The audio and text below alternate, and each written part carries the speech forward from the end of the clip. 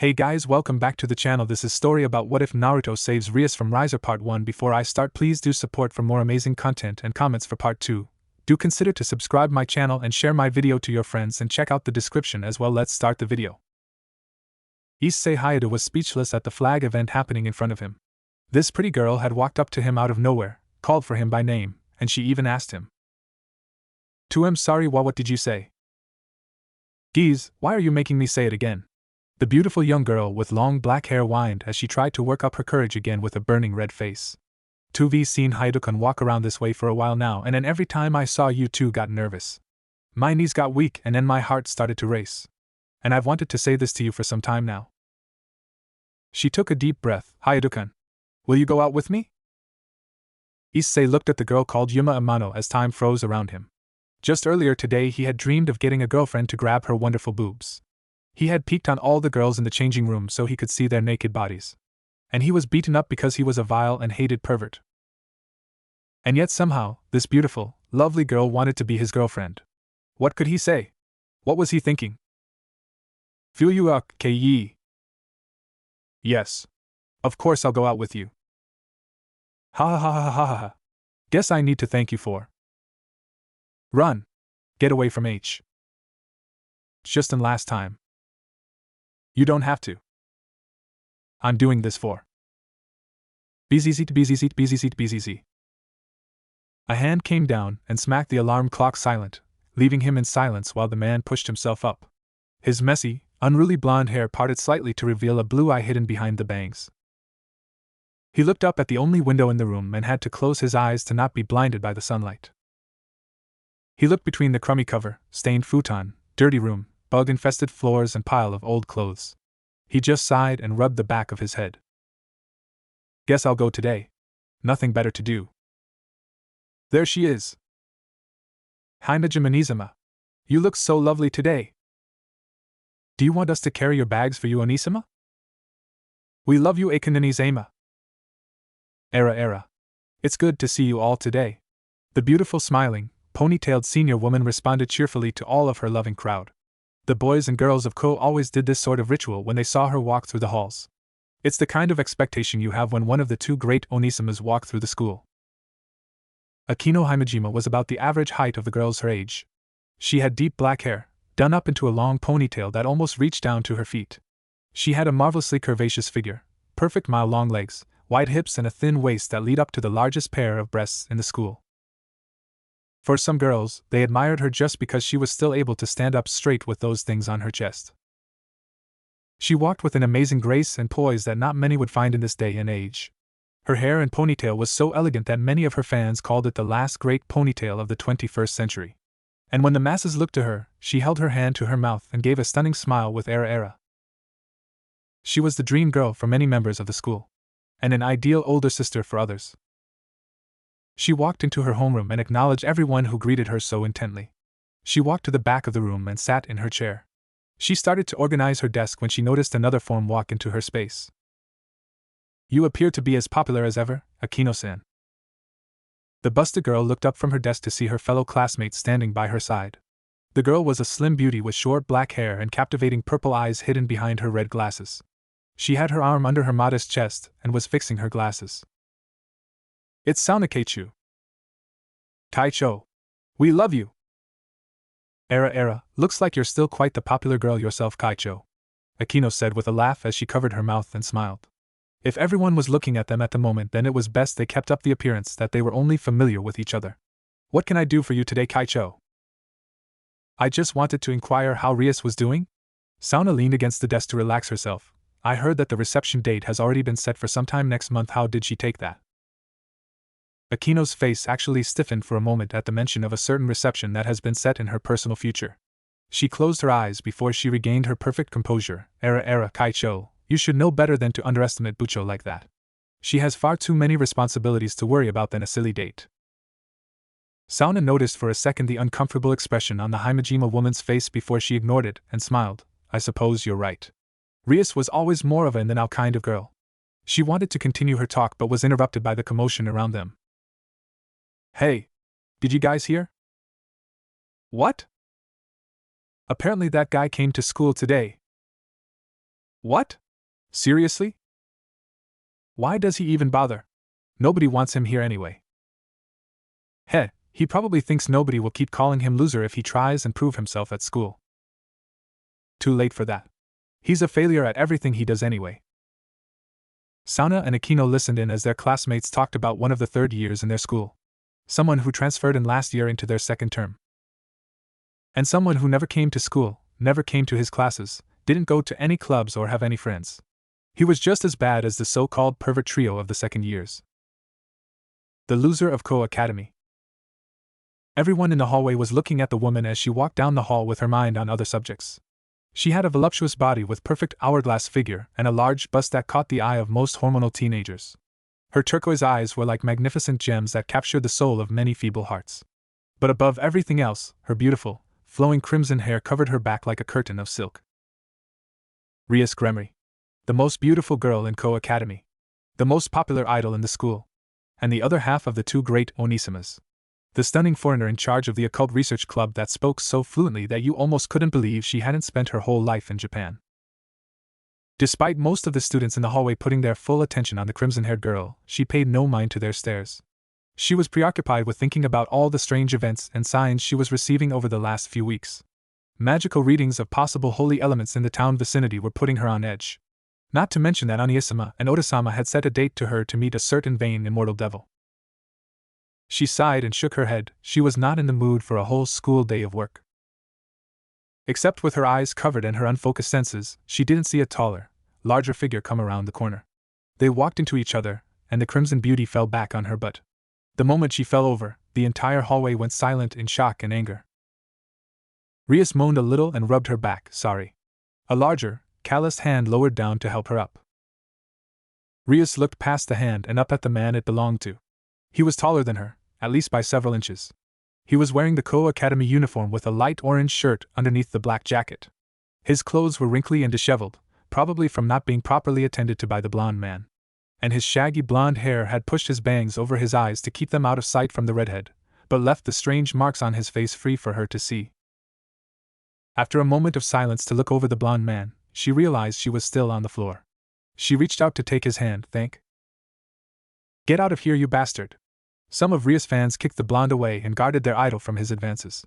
Don't you dare touch Gremery Onisama with your filthy hands. Were you trying to steal something from her? Don't try to get Rias Onisama dirty, you Yankee.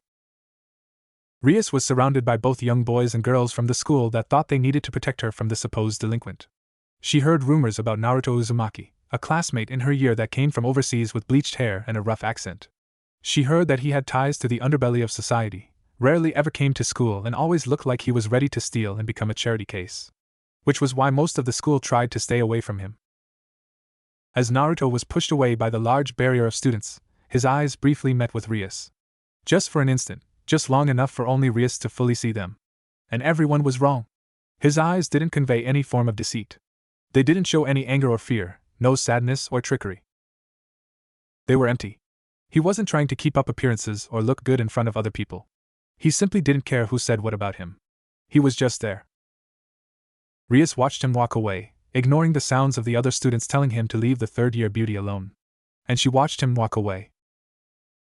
Without even getting to say sorry to him. What the fuck do you mean you've got a girlfriend? One bald boy and one bespectacled boy screamed out in absolute dread as their stone-faced expression were aimed towards their mutual best friend. Issei currently had the biggest, most smug shite-eating grin on his face as he could muster. He rubbed his chin and chuckled haughtily, "Ahahaha, come now Moto Hamakin, Matsudakin, don't be so crass. We are in the presence of a young lady right now, you two must control your language." He did an over-the-top turn and bowed respectfully to the young Bishujo beside him. "I'm sorry about that, Yumikan, they usually aren't so rude." His new girlfriend shined a pretty smile at her new boyfriend. "It's okay Hayadukan, I'm just happy that you want your friends to meet me already." She turned to the other two perverts and bowed to them. "It's a pleasure to meet you too. I hope we can get along very well in the future." Issei bid Yuma goodbye as she had to get going back to her own school. After she was out of sight, Issei turned back to his two friends that were still pale and frozen. He walked between them and made an even bigger smile. "Life is good, boys. Life is good." Rias was sitting in her dimly lit clubroom, at her desk with her hand playing with a red chess piece. She was looking over some reports and papers that needed her immediate attention. A hot cup of fresh tea was placed by her hand. Here you go, Bucho. Her dearest friend stood by her side after making one of her delicious cups of soothing tea for her leader. Thank you, Aquino. Aquino just smiled and politely bowed his head as Rias took a sip from her cup. The black-haired girl looked around the empty room. It's quite calm when we don't have any activities for the club to do, don't you think? Yes, well, there isn't any work for us to do until tonight. And Kaneko and Yuto still have class work to worry about, so we can't expect this room to always be so lively. Rias noted with a sly smile, rolling the pawn piece in her hand. Aquino saw what Rias was doing with the red piece. Bucho, why do you have another spare piece? Rias finally took note of what she was playing with and looked down at her hand. Oh, this? It's supposed to be a little wedding gift Oniasama gave to me before we started setting the work for the wedding. I've had it for a while now and I have nothing to use it for. She placed it on the table and spun it under her finger. Oh, a wedding gift? Aquino tried to sound excited but saw that Rias had a comically miffed pout on the sore subject matter. Well, that was very nice of Surzek-sama. Rias just raised one eyebrow patronizingly. Right, nice. Oniasama. Stop. I want you to face me now, Rias demanded from her older brother as they walked through the west wing of the castle. The taller, caped figure stopped his walk and turned to his younger sister. Ah, Rias, I didn't notice you were following me. I've been yelling at you for 5 minutes. What can I do for you today? Rias stopped and took a calming breath before she started her tirade against her brother. I wanted to get a straight answer from you as to why I have to marry into the Phoenix family. Why is there a need for me to be engaged to Riser Phoenix, of all people? Her older brother just smiled and motioned with his hands for her to calm down. Ma, don't worry. It's just one of those political or celebrity weddings, you know, just for show. Rias wasn't satisfied with that answer as a tick mark grew on her head. I understand that we need to keep up appearances with the showing of a pure-blooded wedding. What I don't understand is why I need to give up my future to such a megalomaniacal, egotistical braggart like him. Surzek didn't know what to say with all those increasingly harsh words used to appropriately explain the Phoenix Sun. What about the Gremory family? Didn't we already go through all the worry with father about me being appointed as the next heir?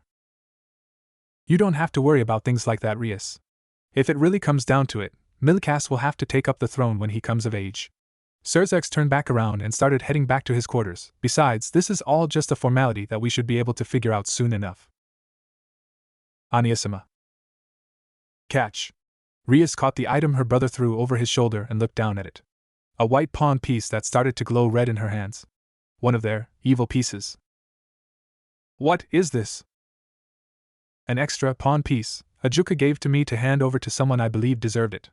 Just think of it kind of like a gift from the Satans as a thank you for going along with this. He turned back to his sister and clapped his hands together in a begging form. I'm sorry, Rias. I really have to go now. Wait. Oniasama. I don't need another piece for. Don't think of it like I'm pitying you like that, Rias. Surzek just gave his dear little sister a calming smile. I think that no matter what happens, I'll always believe you will know the right thing to do. And I'm putting my faith in that you'll take in a wonderful family. Rias stayed quiet after her brother had said that and just looked down at the chess piece and thought. Surzek's run back was stopped when he skidded across the floor and turned around on one foot. Oh. Almost forgot, Sarah Falls sends her regards as well. She wanted me to tell you, Cha. Congrats, Riaskin. If that mean it does anything to hurt you, tell me and I kick his butt to Mars. Surzek finished the message with Sarah Falls' signature pose and his tongue peeking out of his lips. Rias just had a blank, flat look on her face and shook her head disappointedly. I'm leaving now. She left the hall, leaving Surzek standing there in that awkward pose, looking like an idiot. A young boy saw his father frozen in place like that and walked over to him. Oda-sama? What are you doing? Failing, son. I'm failing. Rias looked at the pawn piece and flicked it over with her finger with a confident smile. Well, it doesn't matter what happens in the future. Let's just worry about what we've got to do today. She stood back up and started to undress herself. I'm gonna take a quick shower, then we can send out our familiars. Aquino just smiled sweetly as Rias stripped down to her nethers. Ofufu, do you want me to set out a clean set of clothes for you? Thank you. Rias threw away her underwear and started dashing to the shower. Aquino just couldn't help but giggle at her best friend's excitable behavior. Even with her respectable, well-mannered behavior, she couldn't help but act like a kid when she was excited for something again. Then again, they were both kind of like that sometimes. Today was the best day of Issei's entire brief, ladyless life. In just one date with his new girlfriend, he had effectively ended a 17-year relationship with his right hand. And despite the good times, it would not be one he missed. Yumikan was, in no uncertain terms, the perfect girl for him. She was as beautiful as a goddess, yet didn't let her looks become a vanity. She was kind and sweet, listening to what he said and letting him listen when she had something to say as well. Her smile was like a ray of bright light that shined down on all his dark tendencies and made him feel safe. Her clothes were simple but suited her sweet exterior she showed on their date, a little scrunchie on her wrist that Issei gave to her as a gift. She was perfect. The two teenagers were now at the fountain in the local park, the final stop for their first date. Yuma turned on her feet and looked to her new boyfriend with a bright red flush across her face. Isiken. The spiky, brown-haired boy perked up when she said his name. Yes, Yumikan? She poked her fingers together and looked away in embarrassment. Listen, we've finally been on a date, and I really enjoyed it, so I was wondering if you could do a little favor for me? Issei did his best to contain his excitement but couldn't help but smile. What is it? I'll do whatever I have to help you. Yuma put her hands together, tilted her head and smiled as happily as she could. Will you die for me? Issei cleaned his ears out with his pinky, must have gotten too excited and heard her wrong. Excuse me? I think I heard you wrong. I said two massive black crow wings, dark as the night that surrounded them, unfolded from her back. Will you die for me? The wings on her back flapped, and she was raised off the ground, the smile on her face turning cold and meaningless as her face seemed to change from the soft, every girl expression to a leaner form. Why, Yumikan? Issei instinctively stepped back from the winged girl as a shining weapon formed in her hand out of nowhere. She smiled and held the weapon over her shoulder. Bye-bye. She threw the spear of light as hard as she could as it rocketed towards the unsuspecting boy. He froze in horror as it soared towards his chest and planned to pierce him. Until a figure jumped from the street and tackled Issei to the ground, evading the spear of light by a tiny margin. Yuma raised an eyebrow in displeasure and looked to where her target had been thrown to. Issei was sprawled out on the ground, dizzy from the sudden whiplash, while the taller, blonde figure standing beside him was rubbing the stiff out of his neck. The whiskered man with the white cloth on his shoulder groaned, Shit. Haven't moved like that in a while. Probably not a good idea to dodge attacks like that without stretching out first. Yuma narrowed her eyes and slowly floated back down to the ground. She stood still and glared at the blonde in front of her that finally looked in her direction. And who exactly are you supposed to be? Before Naruto could even open his mouth, Issei jumped up to his feet and pointed at Naruto in confusion. Hey! You're that delinquent from my school, aren't you? Naruto looked back to Issei with a bored expression and raised one visible eyebrow. Do you know me? You're Naruto Uzumaki-senpai from Ko Academy, right? The delinquent everybody tries to stay away from? The Yankee guy who barely ever comes to school? Issei yelled out as he was completely befuddled from the situation around him. Naruto just blinked. Yeah, I'm Naruto Uzumaki. And am I supposed to know who you are? Issei just blinked confusingly, huh? He pointed at himself. The pervert Issei. The lump of libido? The pure incarnation of lust? You know, one of the perverted trio? Never heard of you. The guys who always have depraved thoughts in their heads. We always cut holes in the walls of the girls' changing rooms and spy at the girls as they change their clothes. The ones who would trade their souls at the drop of a hat for the chance to grope some soft épée. I can't tell if you're saying that in shame or pride? Naruto deadpanned as Issei tried to explain his gimmick. I'm your underclassman. Whoa, that can fucking wait. What the hell are you even doing here? Naruto grabbed the white apron on his shoulder and opened it up, revealing a cartoon drawing of a bowl of ramen with hands and little black eyes. I just came back from my shift, and I was heading home.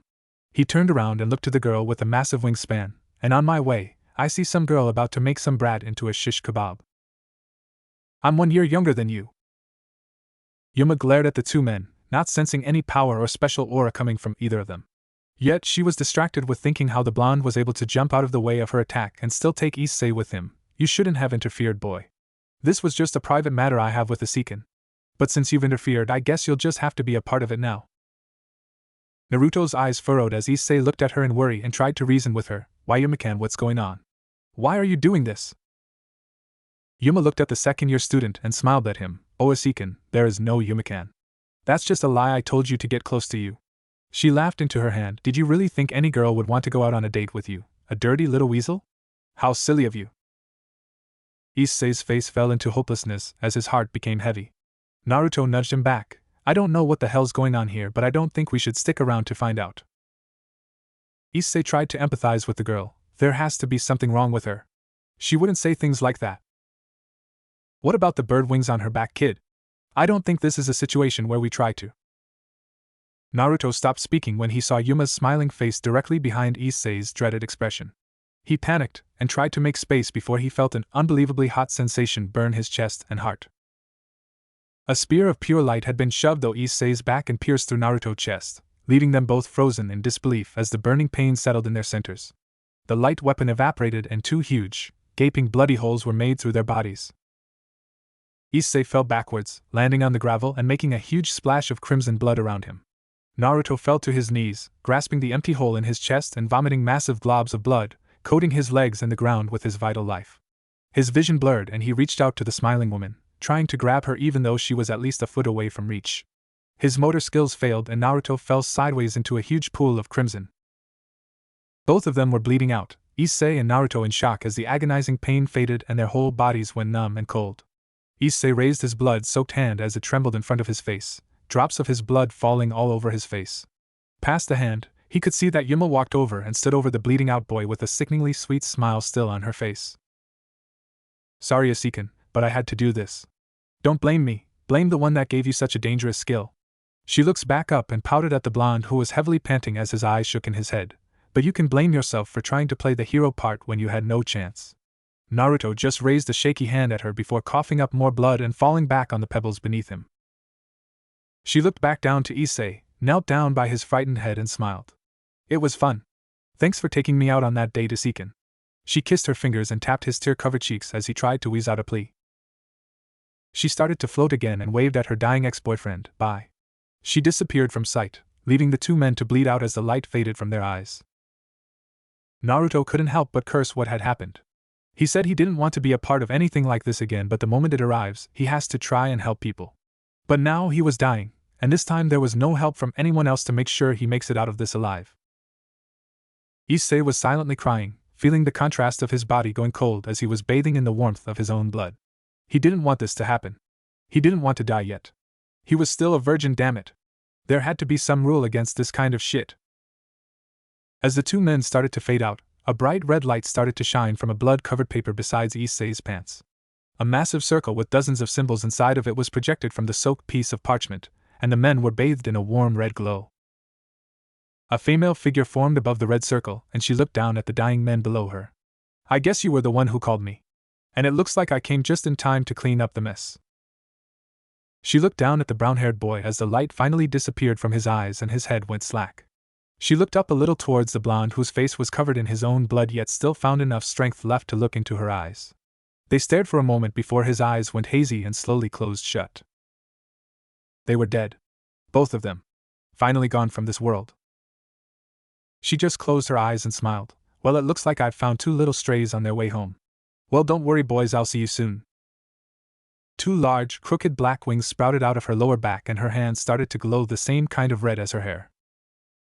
When Naruto slowly opened his eyes again, there was a bright white light and in blank space set out before him. Well, this was probably what was left for those that finally crossed the other side. It wasn't a burning pit of fire and there weren't any monsters or demons mutilating him. This probably wasn't hell. But there weren't any clouds and he was being greeted with a 1,000,000-mile-long Aleocaniate ramen extravaganza. This wasn't nirvana. After a moment the fatigue finally started to fade from his eyes and everything became clear. He was staring up at a fluorescent light and a beige tile ceiling. Naruto just blinked slowly. Well, that's disappointing. He pushed himself up and saw that he was on one of those white beds in what looked like an infirmary. He was alone in the room because all that he could see was a spare set of clothes set out on the table beside him. He slowly lowered his hand to where he thought he had been stabbed, feeling his normal chest and his heart beat steadily.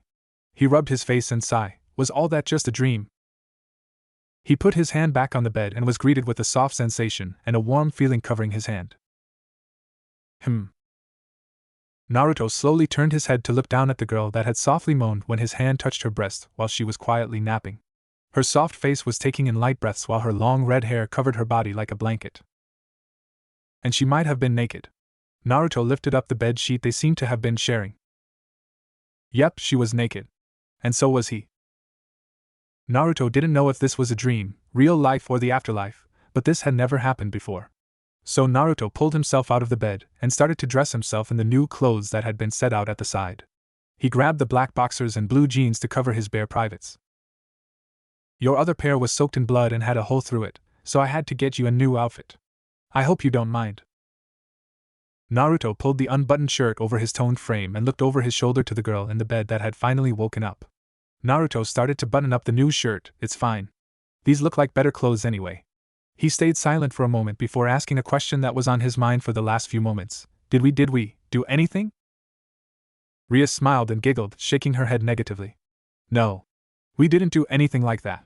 She sat up, exposing her large breasts for him to see if he just took a second look back. Why?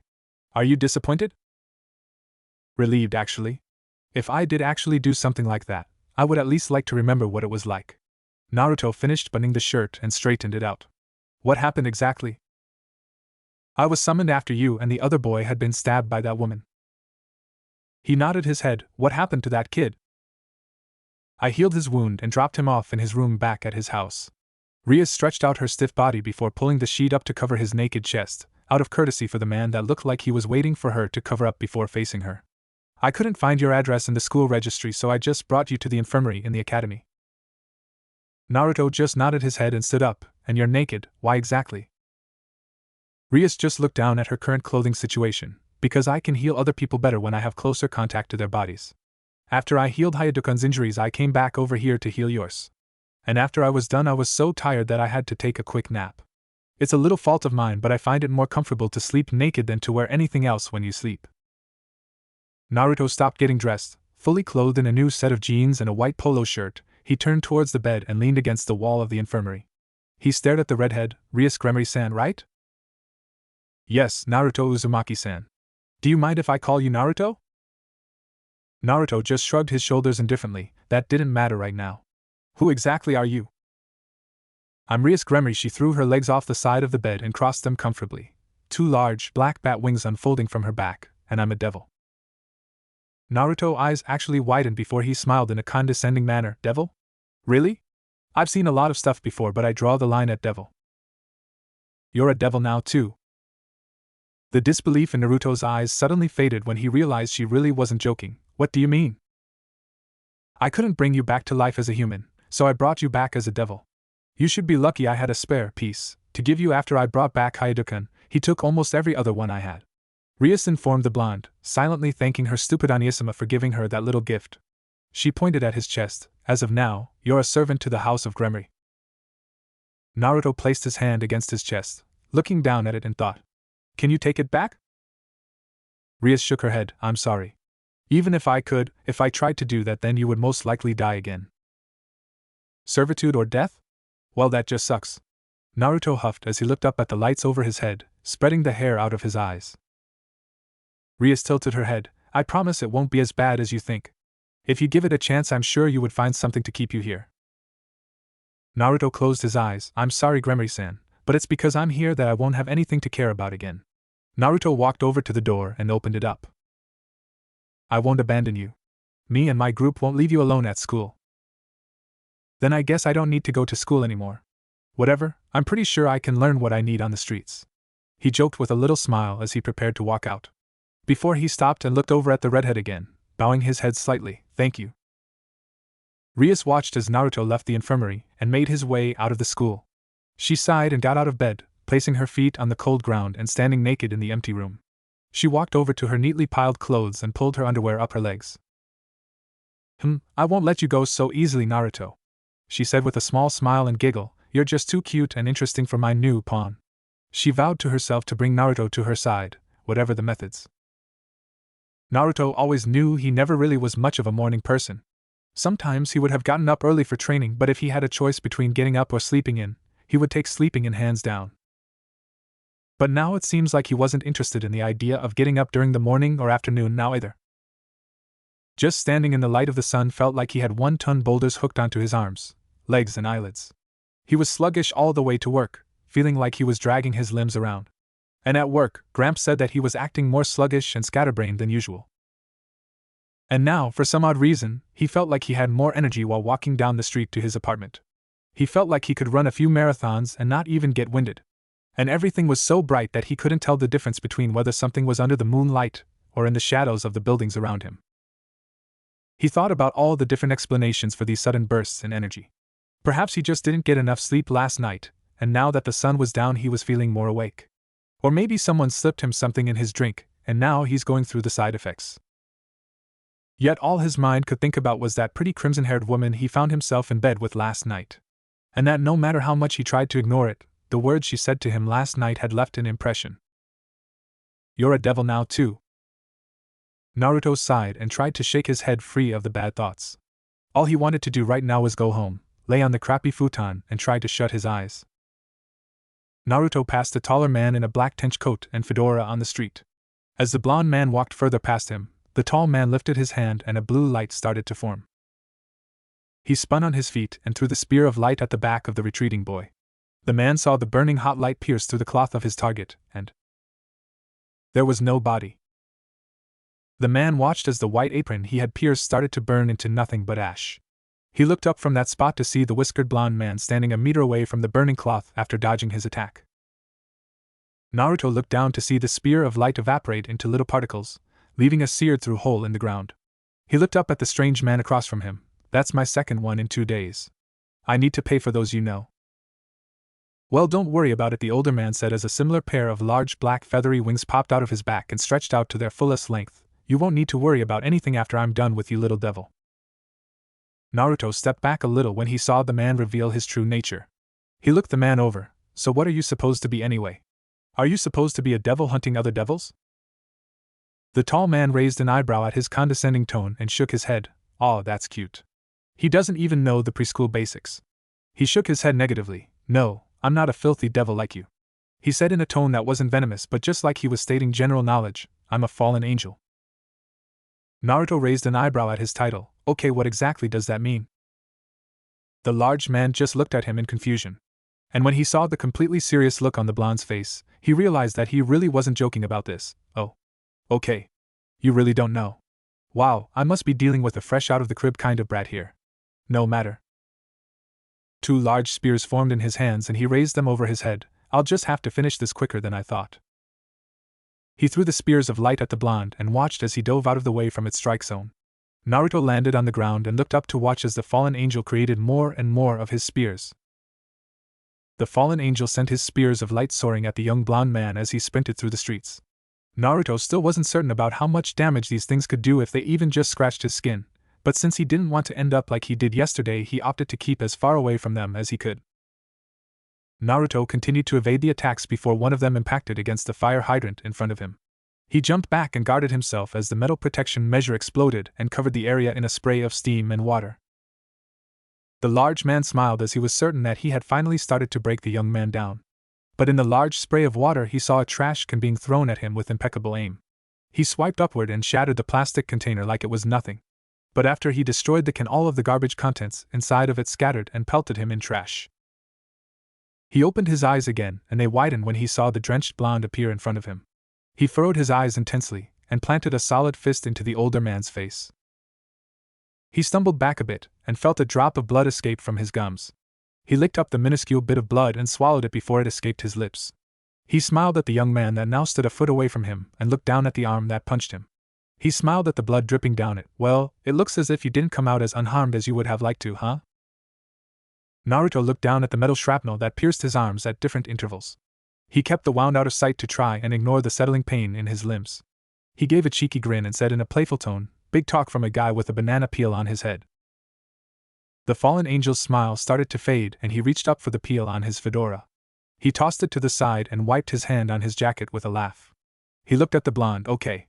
You are more fun than I anticipated. I should let you know my name is Donasek." Naruto narrowed his eyes. "Okay. Does that mean you want to know my name too?" "That's not needed. See, I told you my name out of courtesy." He had a wicked grin grow on his face as spears of light formed in both hands and he gripped them tightly. "You should at least know the name of the last man you will ever see, don't you think?" Naruto snarled his teeth and lowered into a fighting stance. The fallen angel lifted his spear up to. A column of black and red energy covered the back of the spear and reduced it to nothing. Donasek and Naruto stared at it in surprise before they looked up towards the sound of approaching footsteps. A ball of the mysterious power illuminated the darkness, and revealed to be in the palm of the oncoming person. "I'd like it if you refrained from attacking my new servant." The gorgeous young woman with the deep red hair appeared with a calm and collected smile on her lovely face. She dispersed the black power in her hand and placed it to rest on her hip. "I haven't even gotten the chance to break him in yet." Donasek looked the young woman over before sighing and letting his light weapon dissipate in his hand. He fixed his fedora, and here I thought he was just a little stray walking around at night. I never would have thought he was a part of the esteemed Gremory family. Rias smiled and tilted her head with a mischievous look. "He's new." Naruto narrowed his eyes and felt his brow twitch. She was giving them a cheeky smile, and he had metal lodged in his arms. How was that fair? Donasek smiled and tilted his hat towards the young woman. "Well, I would hate to cause any more of a stir than what's already happened. So I shall take my leave for the day." But he turned around and sent a malicious grin towards the blond man standing away from him. "I'd suggest you keep your new toys on a short leash. Who knows what might happen to him if he was walking home alone at night? We wouldn't want any unfortunate events to occur, do we?" Naruto took the threat he offered and gave a lopsided grin. "I'll keep that in mind in case I have to look over my shoulder." Donasek placed his fedora back on, and he was shrouded in a blanket of feathers. He disappeared and black crow feathers floated down to the ground. Rias flicked her hair out of her face and walked over to the taller blonde. "I'm sorry about that. You left so quickly this morning that I forgot to tell you about others that might come after you. It would come in handy if you remember important stuff like that first." Naruto mumbled as he ran his hands through his hair to throw off the water droplets. "Yes, but it looks like you were able to hold firm even though a fallen angel stood in front of you." She finally walked up to him and tilted her head with a smile. "It must come with being the #1 delinquent of Ko Academy, huh?" She giggled a little when she saw him sigh tiredly at her joke. Until she saw the injuries and blood seeping through the sleeves of his wet shirt. She gripped his arms and tried to look at them. "Looks like you got a few scratches. We should take care of that before they get infected." Naruto lifted his arms out of her hands. "It's nothing. I'll—" "Nonsense!" Rias interrupted as she grabbed them roughly and used her destruction ability to degrade the metal shrapnel into nothing. Once the obscenities were gone, she deactivated the black energy and started using a low-level healing spell to help his arms. "What kind of master would I be if I just left you alone in pain?" Naruto stayed silent and just watched as she concentrated on his minor wounds. The light from her hands illuminated her face as he realized he was just staring at her. He looked off to the side. "Thanks again." She looked up at him. "Huh? For helping. I don't know what that guy's problem was, but if you hadn't jumped in, things would have gotten messier than they already were." Rias just smiled and hummed in understanding. "Well, you'd be surprised how many times incidents like this happen if you don't take charge.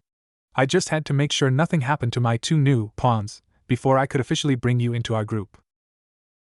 Naruto raised an eyebrow at her. "Have you been spying on me the whole day?" "No. But I have a sense on you, and the moment that fallen angel arrived I thought something bad was going to happen. So I came running." She concentrated on the healing wounds again. "Finding you was a bit harder than I thought, though. I couldn't summon you or appear at your side. Must be something wrong with your piece." "Fallen angel?" Naruto looked over to where the Blackwing man once stood and felt an aversion to wanting to be anywhere near him again. "What exactly does that mean?"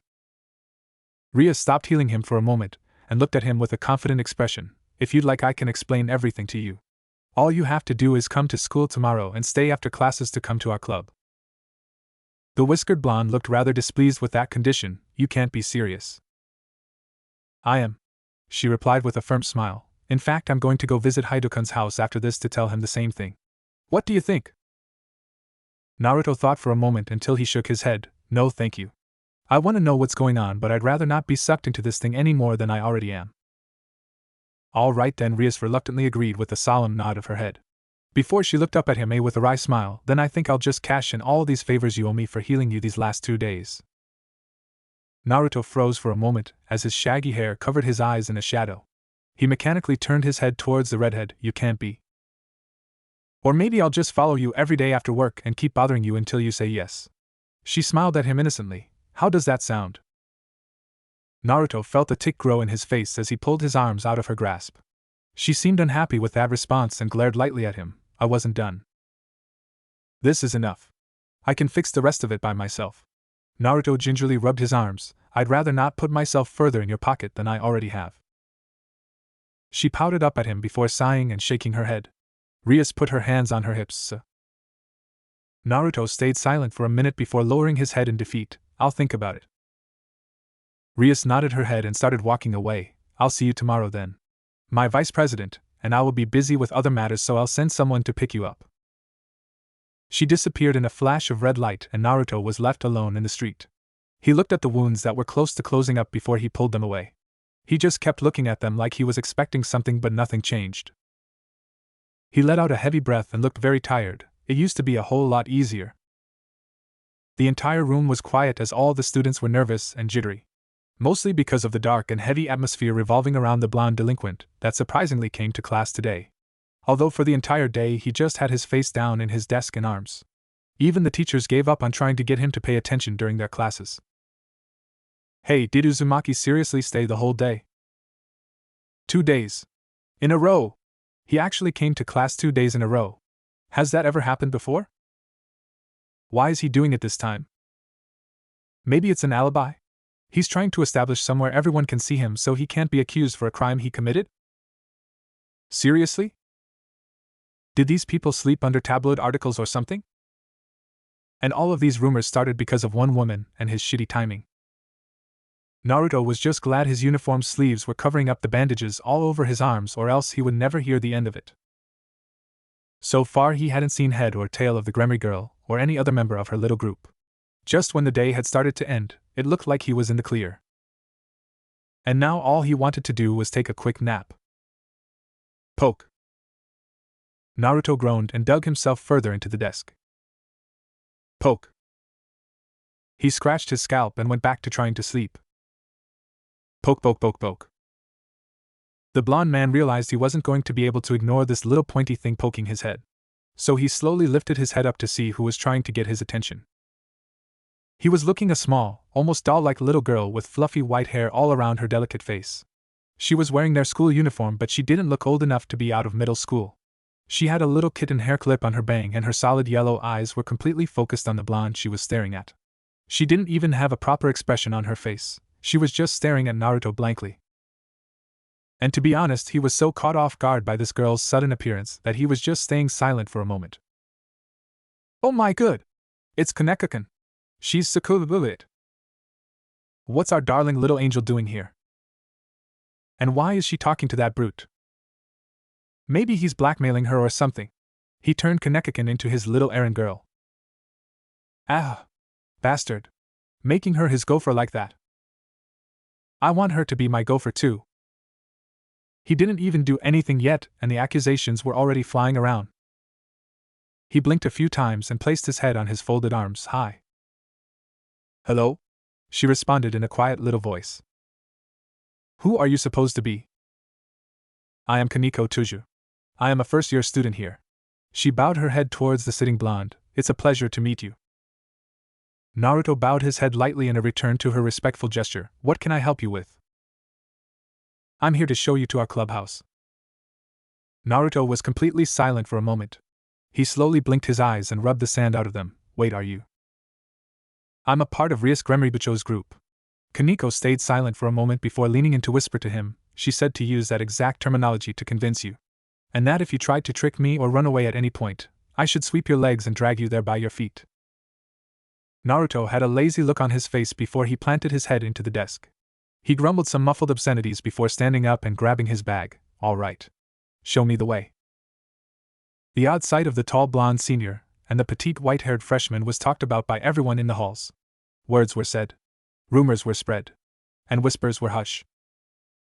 After a few minutes of following the short girl around, they finally left the main building and were heading towards the large building outside that he knew as the old school building. He looked down at the girl in front of him. Is this it? Hi. She looked over her shoulder. This is the base of the Occult Research Club. Naruto and Kaneko stepped into the main room of the building and were met with an extravagant interior design. The room was dimly lit, purposefully giving it an eerie look that went well with the concept of the occult. There were 2 couches opposite of each other with a small coffee table in between. And in the corner, a bath, and it was currently being used. A door off to the side creaked open and a beautiful ponytail-wearing woman walked in through it. She was holding a silver tray with a tea kettle and an assortment of sweets over it. She looked over to the 2 people who had just walked in and gave them a lovely smile. Oh, hello Kanekakin. It wasn't too much trouble picking him up, right? Kaneko shook her head. No. It was fine, Akeno-senpai. There wasn't any trouble at all. She took a seat on the couch and had an interested look at the snacks in front of her. She looked up to the senior student. May I? Of course you can. She watched as the little girl started to delicately eat the chocolate sweets and smiled at her. She looked up to see the blonde man looking at her with a dry, unpleasant expression. Hello Naruto Uzumaki-san. It's nice to see you again. Akino Himejima. You're a part of this? He sighed as he placed his bag to the side and sat on the empty couch. He looked up at the lovely woman. We have a bunch of classes together, and it wasn't you that decided to drag me along? If it was me, you would probably do whatever you could to escape before I reached you. She tilted her head with a closed-eyed smile like that of an angel, but if we sent someone adorable like Kanekakin, you wouldn't have been able to argue to her face. She's surprisingly convincing when she wants to be. The whiskered blonde looked over to the young girl that had barely spoken 20 words to him in one sentence, and just sighed. Oh. Akino, I heard someone else. Did Kaneko come back with Naruto? Or did Yuto arrive with Issei? The woman in the shower asked loudly over the sound of rushing water. It's Kanekakin, Bucho. Did the plan work? Perfectly. Naruto just shook his head sadly and laid on the couch, hoping to catch some rest before whatever was going to happen started. Yuhawa. Kanekakin. The Academy's favorite Lolita first year. She's a part of the Devil Group too. An enthusiastic, very excited teenage voice yelled as someone entered through the clubroom door. The young man looked over to the other woman, Akino Himejima-san. The great Onisama of Ko Academy. The last woman to be able to pull off a ponytail in the 21st century. Yowahuth, so amazing. It's great. It's... Shut up. Issei was silenced when a heavy school bag beamed him directly in the nose. He fell on his butt and rolled around on the ground in pain. Naruto had stark white eye and a vein on his forehead in anger. I'm trying to sleep here, but your yelling is pissing me off. Issei Hayato wiped the teardrop forming in his eyes from the stinging pain before he looked at his attacker. He pointed in disbelief. Naruto-senpai? What are you doing here? Naruto shot up and stood on the couch. I'm here because of a certain idiot I thought I could help, but instead I got killed because he wanted to get laid. Issei looked up with a righteous fury. Any man would waste his life to get a busted beauty like Yumikan in bed. Don't waste my life for your useless reasons, you prick. Naruto yelled angrily as he used all his willpower not to punch this brat into the ground. Although he had to hand it to him for having a sex drive rivaling that old pervert. Yuto Kiba, the Prince of Ko, gave his usual smile at the scene of their two newest members arguing so intently. He chuckled a little. Well, our club hasn't been this exciting in a while now, huh? Kaneko just absent-mindedly nodded her head in agreement as Akino placed a hand to her cheek and said era. Alright boys, that's enough. The commotion in the room stopped as they all looked over towards the crimson-haired woman as she walked out in her school uniform. She flicked her hair and smiled at them. It's time for a history lesson. Issei was walking down the sidewalk back to his house. The lively young pervert's mind was currently filtering and filing through all the strange events that had happened over the last few days. The first thing he thought should be noted was the fact he had died and then immediately resurrected as a devil. Up next, he was now an official member of the Occult Research Club, which in his personal opinion was somehow a black hole for all of the hottest and most attractive people in school to flock to. Rias Gremory was the president in charge of the club. He got her permission to call her Bucho. Then there was the vice president, Akino Himejima. Akino-san was so pretty. And those sweater melons. And for regular members, there was Kaneko Tuju, Kanekakin, and Kiba. He really didn't care for that handsome bastard. But as it turns out, it wasn't just a hotspot for the hotties to come to. It was really just a clever little cover for their real group activities. As devils. Apparently Rias Gremory was actually a high-ranking devil and every member of the ORC was a part of her group. And despite the menacing title of devil, all they really did so far was hand out pamphlets to people for wishes and talk in the old school building.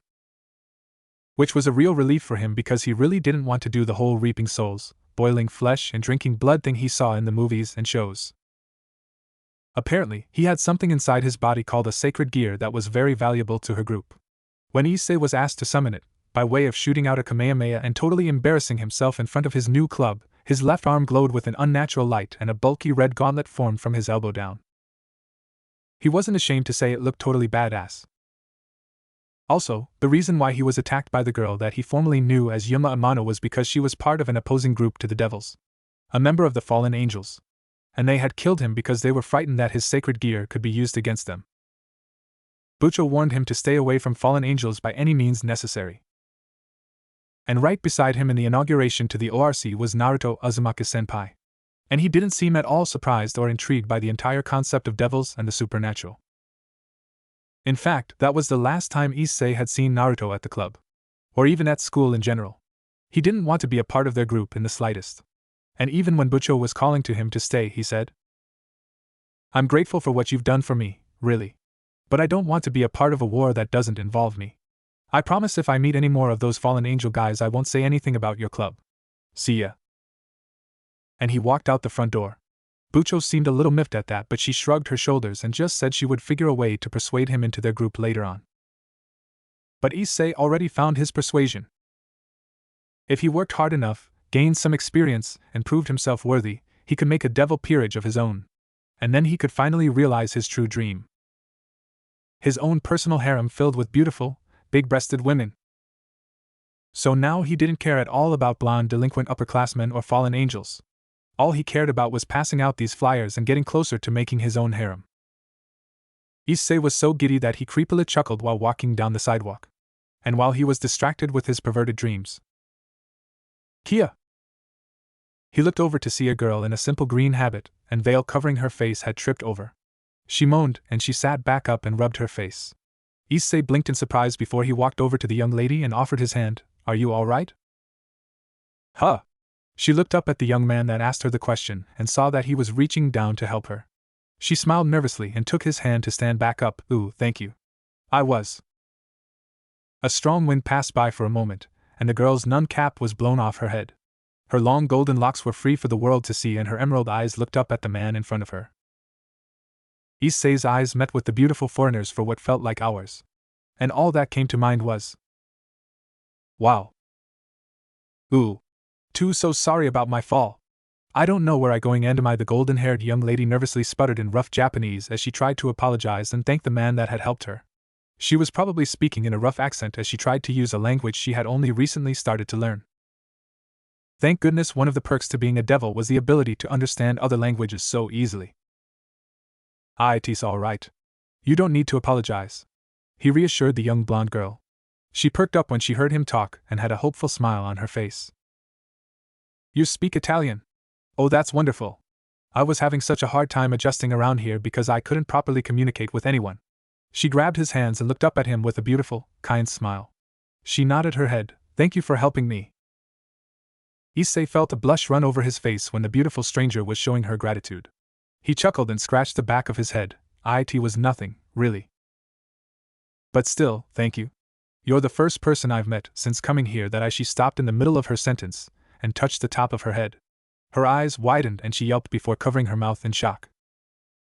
Issei blinked in shock. "What's wrong?" "My cap. It was blown off by the wind. Too was so distracted that I didn't even notice."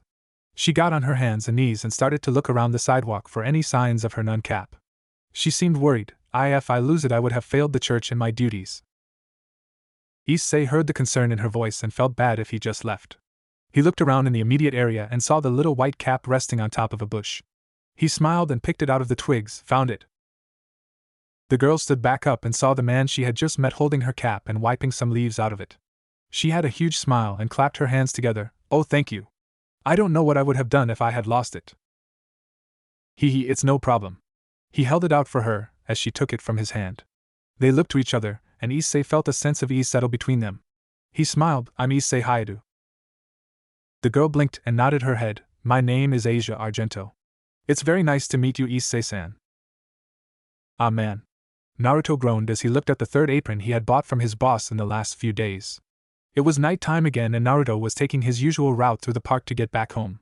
He sighed. "I'm giving that old man all the money I've got already, now he's just taking it out of my reserves." He shrugged his shoulders and lost all signs of annoyance. "Oh well, as long as it goes to the same goal then whatever." "Naruto-senpai." Naruto froze in place as a small sense of dread started to build up inside him. He turned his neck so slowly and painfully that the clicks of his neck could actually be heard from the underclassmen. Issei was looking at him in surprise as he walked his bike over to the taller blonde. He questioned, "This is the second time I've met you here. Do you always take this route home?" Naruto grumbled and looked away from the younger man. "Yeah. It's a straight way home and it's the fastest to go through." "What of it? Why haven't you come back to the club yet? Are you really not grateful to Bucho for what she did for us?" "There's a difference between being grateful and running into a war you know nothing about." He looked back to the brunette and raised an eyebrow. "Have you found something to risk your life for like that since I left?" "Of course I have," Issei proclaimed loudly as manly tears streamed down his face, and he clenched his fist. "I will rank up in the devil world. I will gain followers of my own. And then, only then, can I fulfill my dream of having a harem of beauties by my side." Naruto just gave an unamused look at the man and blinked slowly. He walked over to Issei and patted his shoulder. "Congrats, kid. You are now in the running for biggest pervert I've ever met." He gave him a sagely nod and started to walk away again. "That's a very hard list to get into at such a young age. You have some great arrow skill." "Oh, thank you? Yeah, I try really hard and wait. Stop misdirecting me, damn it." He pointed at the slightly taller blonde with a burning passion in his eyes. "I won't just let you waste Bucho's gift like this." Naruto stopped walking away and stayed silent for a moment. He turned around and looked back at Issei. "Look, kid. I'm not a kid. Damn it, man, I told you I was only a year younger than you. I'm Issei, you bastard." Then Issei. "Kid. Pervert. Fuckface. Whatever. Don't call me fuckface." "Listen," Naruto exclaimed as he threw out his hand and stopped their argument before it started spinning out of control. He lowered his hand as his face took on a more serious visage. "Has it hit you yet?" Issei blinked in confusion and tilted his head like an innocent animal. He looked at Naruto. "Has what hit me?" "Well, you've probably thought about it a little." "About what?" Issei asked more directly as he was anxious to hear what the upperclassman had to say. "We died." Issei tried to hide the fear that threatened to show on his face as he gulped. A cold sweat ran down the back of his neck and he nervously laughed. "Yeah, we did. But we were brought back as devils. So it's all right." "You're a shitty liar," Naruto interrupted as he pointed at the boy's face. "You went all pale and you're sweating like a politician under oath. Even if we were brought back, that ain't something we can just throw off as a small inconvenience. Some people can walk off near-death experiences if they are strong enough, but dealing with real death and then coming back is a whole other matter. That's terrifying." Issei shook his head and gave a weak smile. "So what? People die every day. We were lucky enough to be brought back. And we came back from it. That doesn't mean we just forget it." He looked to Issei. "We all have our own ways of dealing with something like that, Issei. You can try to ignore it and work towards that harem dream for now, but you'll have to deal with it at some point. And trust me, the sooner the better." Issei took a moment to consider what the blonde man had said and felt a fear start forming in the back of his mind. As much as he wanted to say otherwise, he knew Naruto was right. Sometimes the memories of Yuma's smile and her soundless talking as the light faded out of his eyes started re-emerging in his mind. He was working in the club and doing all these requests as a chance to distract his thoughts. Because he felt like if he stopped for a moment, he would start spiraling. Naruto started to walk back home, but one last call from Issei stopped him. "Wait. How come you are so cool with all of this?" Naruto looked back to him and shrugged his shoulders. "Because I've already accepted it. Once before." Issei was left alone in the park as the weird blonde man walked away. He lowered his head in worry before his eyes momentarily looked off to the side where he was slain by Yuma. He shuddered a little before jumping back on his bike and riding towards his next destination. Rias leaned forward on her desk and looked down at her notes, while the teacher continued on with the lesson. She was pretty smart. She could afford to have her mind wander for a moment. She was far more concerned about the fact that last night, her new pawn had stumbled upon a psychopathic and extremely vulgar exorcist that appeared to be working for the fallen angels that had been appearing around town. Issei had nearly been killed by the insane priest and would have died if it wasn't for her and everyone else arriving in the nick of time to save him. And it appeared that Issei had become enamored by a strange young nun that was at the center of this conflict. In the midst of their faction battle, the blonde-haired girl was desperately reaching out to Issei and trying to heal him before he succumbed to his wounds. And that priest, Fried Selzen, didn't seem to appreciate her act of mercy, if his rough treatment and threat of raping her was anything to go off of. But before she was taken away, that Asia girl had done some basic treatment to Issei's wounds. A sacred gear that could heal fallen angels and devils? That meant she was an invaluable asset for anyone that could get their hands on her. But Issei seemed interested in her for a different reason. Something that made him plead to Rias to let him chase after them. But that was just a death wish she could not grant for the new pawn. Trying to recklessly instigate a raid against an experienced exorcist, and who knows how many fallen angels, was not something she approved. Speaking of reckless pawns, she still hadn't persuaded Naruto to join their club yet. They had been so busy integrating Issei into the group that they hadn't tried to coax the Whiskered Man in a few days. He hadn't shown up at school and Rias didn't know where he lived because it wasn't recorded anywhere. And she couldn't teleport to his location either because the evil piece she used for him didn't seem to respond to her seal. She just knew something was up with that pawn piece her brother gave to her. She just didn't think it was defective. Could evil pieces be defective? And if they could, it shouldn't have worked on Naruto in the first place if it didn't function properly, right? TCH. Stupid Anisama. Achoo. Gesundheit, Surzak-sama. Well, whatever the circumstances, she had one dejected pawn and one runaway pawn. Rias just sighed and shook her head. At the moment, she kind of felt like her position as king of a peerage was teetering on the edge. Gremory-san seems kind of out of it, don't you think? I wonder what's on her mind. But you know, even when she looks worried, she's still so sexy. It's totally turning me on. Rias had a dry expression on when she heard her classmates whisper between themselves. And everyone wondered why she never showed interest in getting married. This was why she wasn't interested in having a romantic relationship with a man or woman. It was just too bothersome. Issei leaned against the park bench, his head hung back sullenly as he thought about his failure. He closed his eyes and the scene just kept playing back over and over in his head. Issei-san. Hearing Asia scream his name as she was taken away by that bastard priest while this useless pawn just fell to the floor. The fear in her face while tears spilled out of her eyes was burnt into head. He rubbed his face with his hands and groaned. He felt so worthless. Bucho told him that in the group of evil pieces he was a pawn, the lowest of the low. And he believed that now more than ever. Issei couldn't properly explain why he was so sad about Asia. She was a sister. A former member of the clergy from the church. And she was now a part of the fallen angel faction, the group that had actually ended his life. And yet Issei just couldn't bring himself to hate her. But if he met her again, now that she knew he was a devil, would she hate him? Of course she would. Their factions had been at war for ages. She had probably been raised since she was just a child to hate their very existence. There was no point in him trying to save her from a group she trusted more than devils. Issei sighed and stood out of his seat. If he saw her again, it was probably going to be as enemies. That was their fate now. They couldn't change that. He was walking down the rocky path set in the park as he just needed to distract his mind from everything. A set of feet ruffled the pebbles behind him. Issei-san? The perverted teen's eyes widened in shock before he spun around to see who had called him. Standing there in the middle of the path, a surprised look on her face, was the golden-haired sister he was thinking about until just a moment ago. Issei prepared himself for whatever she had to say about his new life and the monstrosity he had become. Only to see a big smile and a small tear form in her eye at the sight of him. She cried happily, "Oh, thank goodness you are all right. I was so worried about you." Issei's eyes widened in shock again as she wiped the tears out of her eyes. She looked up at him. "I was so worried about your injury, and I thought you may have suffered worse from them. So I came out here too." Asia was interrupted when Issei almost tackled her and wrapped his arms around her small body. She was caught off guard and looked to the side of his face. "Issei-san?" Thank God. He ignored the spike of pain that ran through his head at saying God's name and just tightened his hold on Asia's body. Small tears came out of his eyes as he tried to contain his joy at seeing her again. He sobbed, "Too didn't think I would ever get to see again, Asia." Asia smiled and returned his hug. The two of them stood there silently in the park as they ignored the rules and expectations of their respective factions. The nun and the devil. And they couldn't be happier. "What are you doing here, Asia? Isn't it dangerous for you to be out with me?" Issei questioned as he walked alongside the kind-hearted nun down the shopping district. He didn't mind spending time with her again, but if it meant she might get hurt in some way, then he wanted to prevent that at all costs.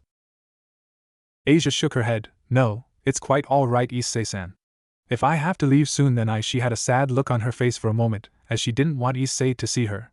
"I want to spend it with someone I know."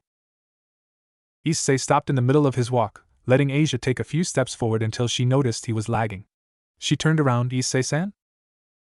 "Come on, Asia." Issei took her hand and started to lead her through the street. He looked back to her, We are going to have fun today. I know a bunch of fun places we can go to. Asia smiled up at him. Really? Yeah. We can go to the arcade. Or the movies. There are a bunch of places we can go shopping or grumble. Issei stopped and placed his hand on his stomach as it started to rumble out of hunger. He chuckled and felt embarrassed in front of the girl. Sorry about that. I haven't eaten today. Actually, Asia smiled and poked her fingers together. I haven't eaten either. Issei decided that the first thing on today's agenda was food. He looked around and tried to spot a suitable place to eat. Asia deserved the best kind of food. A high-class restaurant? Nope, couldn't afford it. Maybe. Issei stopped when he saw an open but small shop in comparison to the one surrounding it. The first thing that caught his eye was the little mascot on top of it. A little bowl of ramen with limbs and black eyes. Issei felt like he had seen that somewhere before. Oh, that place looks good. Let's go, Issei-san. Asia started running towards the little ramen shop. Wait, Asia. Wouldn't you rather go somewhere nicer? But that little mascot is so cute. She squealed back before resuming her run towards the shop. He didn't know why, but he felt hesitant going into the restaurant. They walked through the front door. It was basically an empty shop. There were a set of tables spaced out around the whole store, but there weren't any customers to be seen. There was a counter at the back of the restaurant that anyone could come up to sit and watch as their meal was made. And then, a greeter popped out of the back room. Welcome to our little shop of dreams. A certain whiskered blonde greeted them with a smile on his face. He gestured for them to come in. How many are we seating to? Naruto instantly shut up when his eyes met with the stunned Issei's. The two men clammed up and were frozen in place as Asia looked around the empty store with starry eyes. Naruto-senpai. Stop squeezing! Issei yelled in agony as Naruto's hand started to crush the teen's skull within his palm. Naruto had a cold expression as he completely ignored the blonde girl that walked around the little ramen shop. An old man walked out of the back and saw their empty shop with a few more people than he was used to. He asked, Naruto? What's happening? Naruto let go of Issei's face and looked back at the old man. Nothing. We've got 2 customers. Ah, that's good. Here, show them up to the counter. Got it. Naruto saluted before he dropped to his knees and looked at the brown-haired teen as he stopped screaming in pain. Naruto glared. You didn't come here to take me to your club, right? I didn't even know you were here, you psychopath. Issei snarled as he rubbed his face. Well then why are you here? I'm here with Asia. Asia? Naruto looked over his shoulder to see a young blonde girl sitting on the swivel chair and laughing as she spun around. Naruto looked at Issei in surprise. You're on a date? Really? What's wrong with that, you bastard? Nothing. Naruto said as he motioned with his hands for the younger man to calm down. Naruto stood back up and started walking to the counter. Come on, don't leave your girlfriend behind. Issei wanted to argue that she wasn't his girlfriend, but the whiskered man was already gone. Issei sat beside Asia and looked over the menu. Issei ordered a miso ramen and Asia had the same because she couldn't read the menu. A minute later their orders were placed in front of them by the blonde waiter. You two enjoy that. I need to head to the back. Tell him when you're done, the old owner said as he headed into the back room again and left Naruto to wash the dishes. Asia looked at the bowl of noodles and soup. It smelled wonderful and she couldn't wait to dig in. But first, her prayer. She clasped her hands. Bless us, our Lord, and these thy gift. Naruto and Issei instantly cringed and grasped their heads in pain as what felt like a spike had been lodged in their heads. They were writhing in pain as Asia continued her innocent prayer. She finished up and broke apart the chopsticks. Naruto pulled himself back up to his feet with a look of horror on his face. He looked to the other devil. What the hell was that? Issei struggled to get the migraine out of his head as he looked over to a confused Asia. That would be the effect that happens when we are close to someone praying or if we use God's name. Praying? Asia realized her mistake and looked between them in shock. She bowed her head. I'm so sorry. That's a force of habit. You should have thought about your well-being instead. But I was always taught to pray before and after a meal to show my thanks to the Lord for blessing us with our meal. But it would be wrong to do it when I know it may hurt you. Still, I can't eat a meal without saying my thanks. Asia started to have a little existential crisis while Naruto just looked at her dryly in confusion. He looked over to the pervert who had already started to eat his ramen. Issei looked at him. She's a nun. A nun? Naruto looked between the mismatched couple and chuckled a little. A nun and a devil walk into a shop. Feels like a startup to a dirty joke. Issei furrowed his eyes at the older student as he laughed at their situation. Issei turned to the side. Asia? Asia looked up from where she was awkwardly holding a chopstick in both hands to try and pick up some noodles and looked at Issei. Yes? This is Naruto Uzumaki-senpai, a third year at my school and a recent addition to the devil peerage I'm a part of. Despite how much he protests. Issei then looked to Naruto, Naruto-senpai, Asia Argento. Asia and Naruto looked at each other before the younger blonde bowed her head. She looked at him hesitantly. Are you really a devil as well? Apparently. Naruto deadpanned as he looked the meek girl over. She seemed worried as he looked at her, but she didn't reach for a hidden weapon, and she didn't act like she was being kept as a hostage. Naruto scrunched his face in confusion. Shouldn't you be attacking us or something? Asia looked at him in shock and shook her head vigorously. No. Of course I wouldn't. Why would you think that? Well, because aren't all these factions at war? Naruto droned out as he just focused on cleaning the bowls and other appliances. He looked over at Asia as Issei sent a little glare at him for making her uncomfortable. From what I've experienced, everyone on one side hates everyone else on the other sides and they won't even spare a moment before attacking. So shouldn't that mean you are supposed to keep away from us? Don't bother Asia like that, jerk. Issei responded heatedly as Naruto just gave him a flat stare. Until Issei blinked in realization and looked at Asia as well. Actually, Asia, I was kind of wondering the same thing. Shouldn't you hate people like us? Asia looked uncomfortable as she held the sides of the bowl. She tried to avoid their eyes. Well, it's true I was raised by the church to never forgive the members of the other factions. It's also the reason why I was excommunicated from my church as well. Asia's face told much about the pain and sadness she had experienced over the years. Her eyes became heavy and she looked like she was trying her hardest not to cry. I found a wounded devil near our church that was close to death. I couldn't leave him to perish, so I used my twilight healing to fix his wounds. But when the heads of our church had heard that my powers not only heal humans and angels, but devils and fallen angels as well, they branded me as a witch and cast me out. I should be angry. Issei was shocked and horrified when he heard Asia's tale. An uncontrollable anger grew in his chest as all he wanted to do at the moment was find those bastards in charge of the church and show them what a real demon was like. Naruto just shook his head.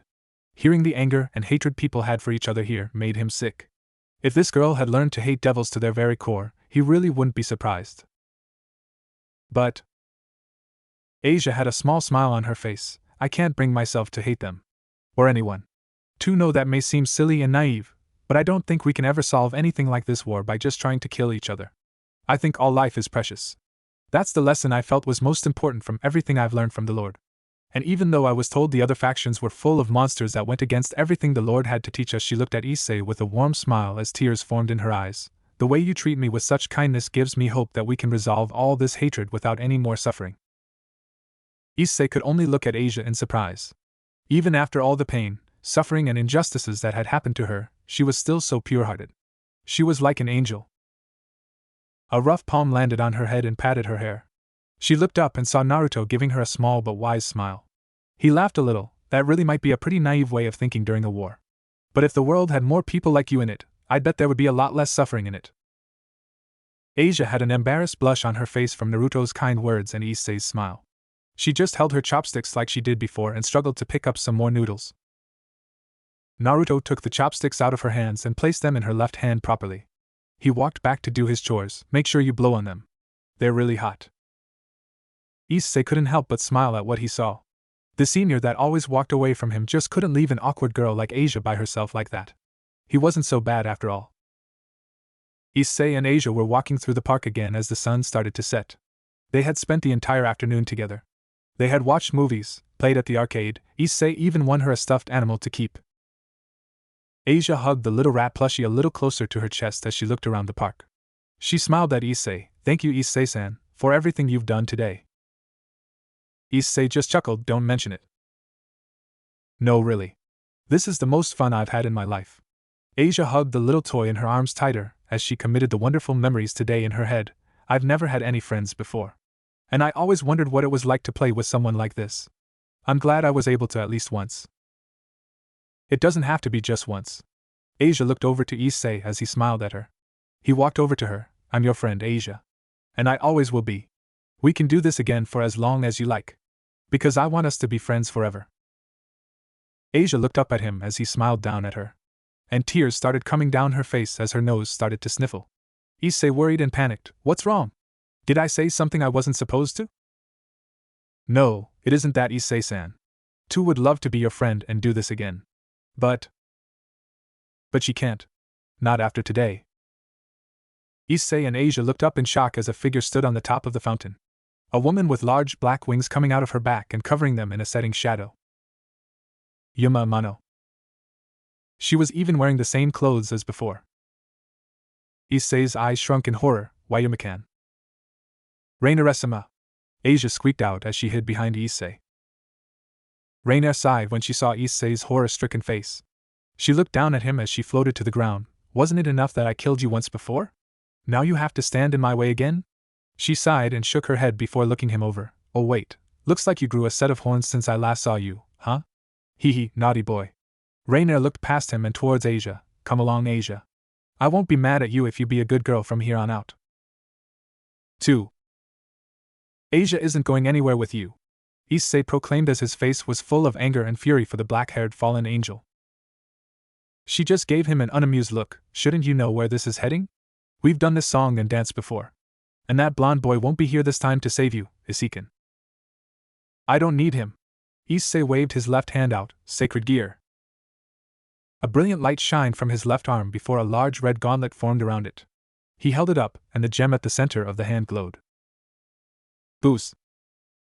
Rainer's whistled. Wow. You really did have a sacred gear.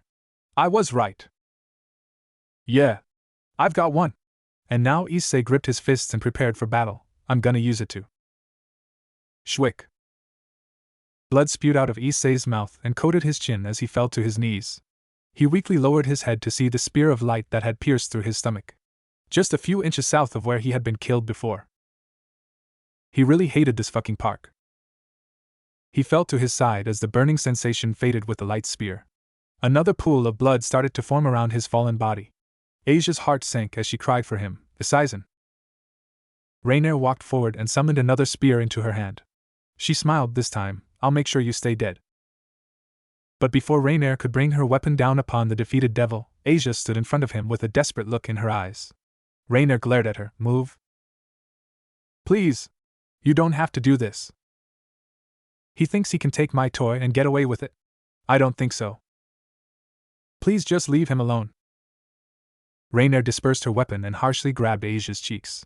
She brought the girl's terrified face up to hers. You know, I don't actually need you in perfect condition. If I took off one of your arms or legs, it wouldn't matter. As long as you're still breathing, that's enough for me. Asia had tears in her eyes and struggled to stay brave. She looked up at the fallen angel. Tu won't run away. Oh? I won't try to run and fight anymore. You can take my sacred gear if you want. Just Asia couldn't contain her tears anymore as sadness filled her voice. Just please, don't hurt Issei-san anymore. Rainer considered it for a moment before letting go of Asia and nodding her head. All right, fine. I'll keep you to that. Asia nodded her head and turned to the boy before falling to her knees. She used her twilight healing to fix most of his wound before it became too severe. His skin started to reform and the blood loss started to weaken. Some color returned to Issei's face as he was barely even able to lift his head. Asia?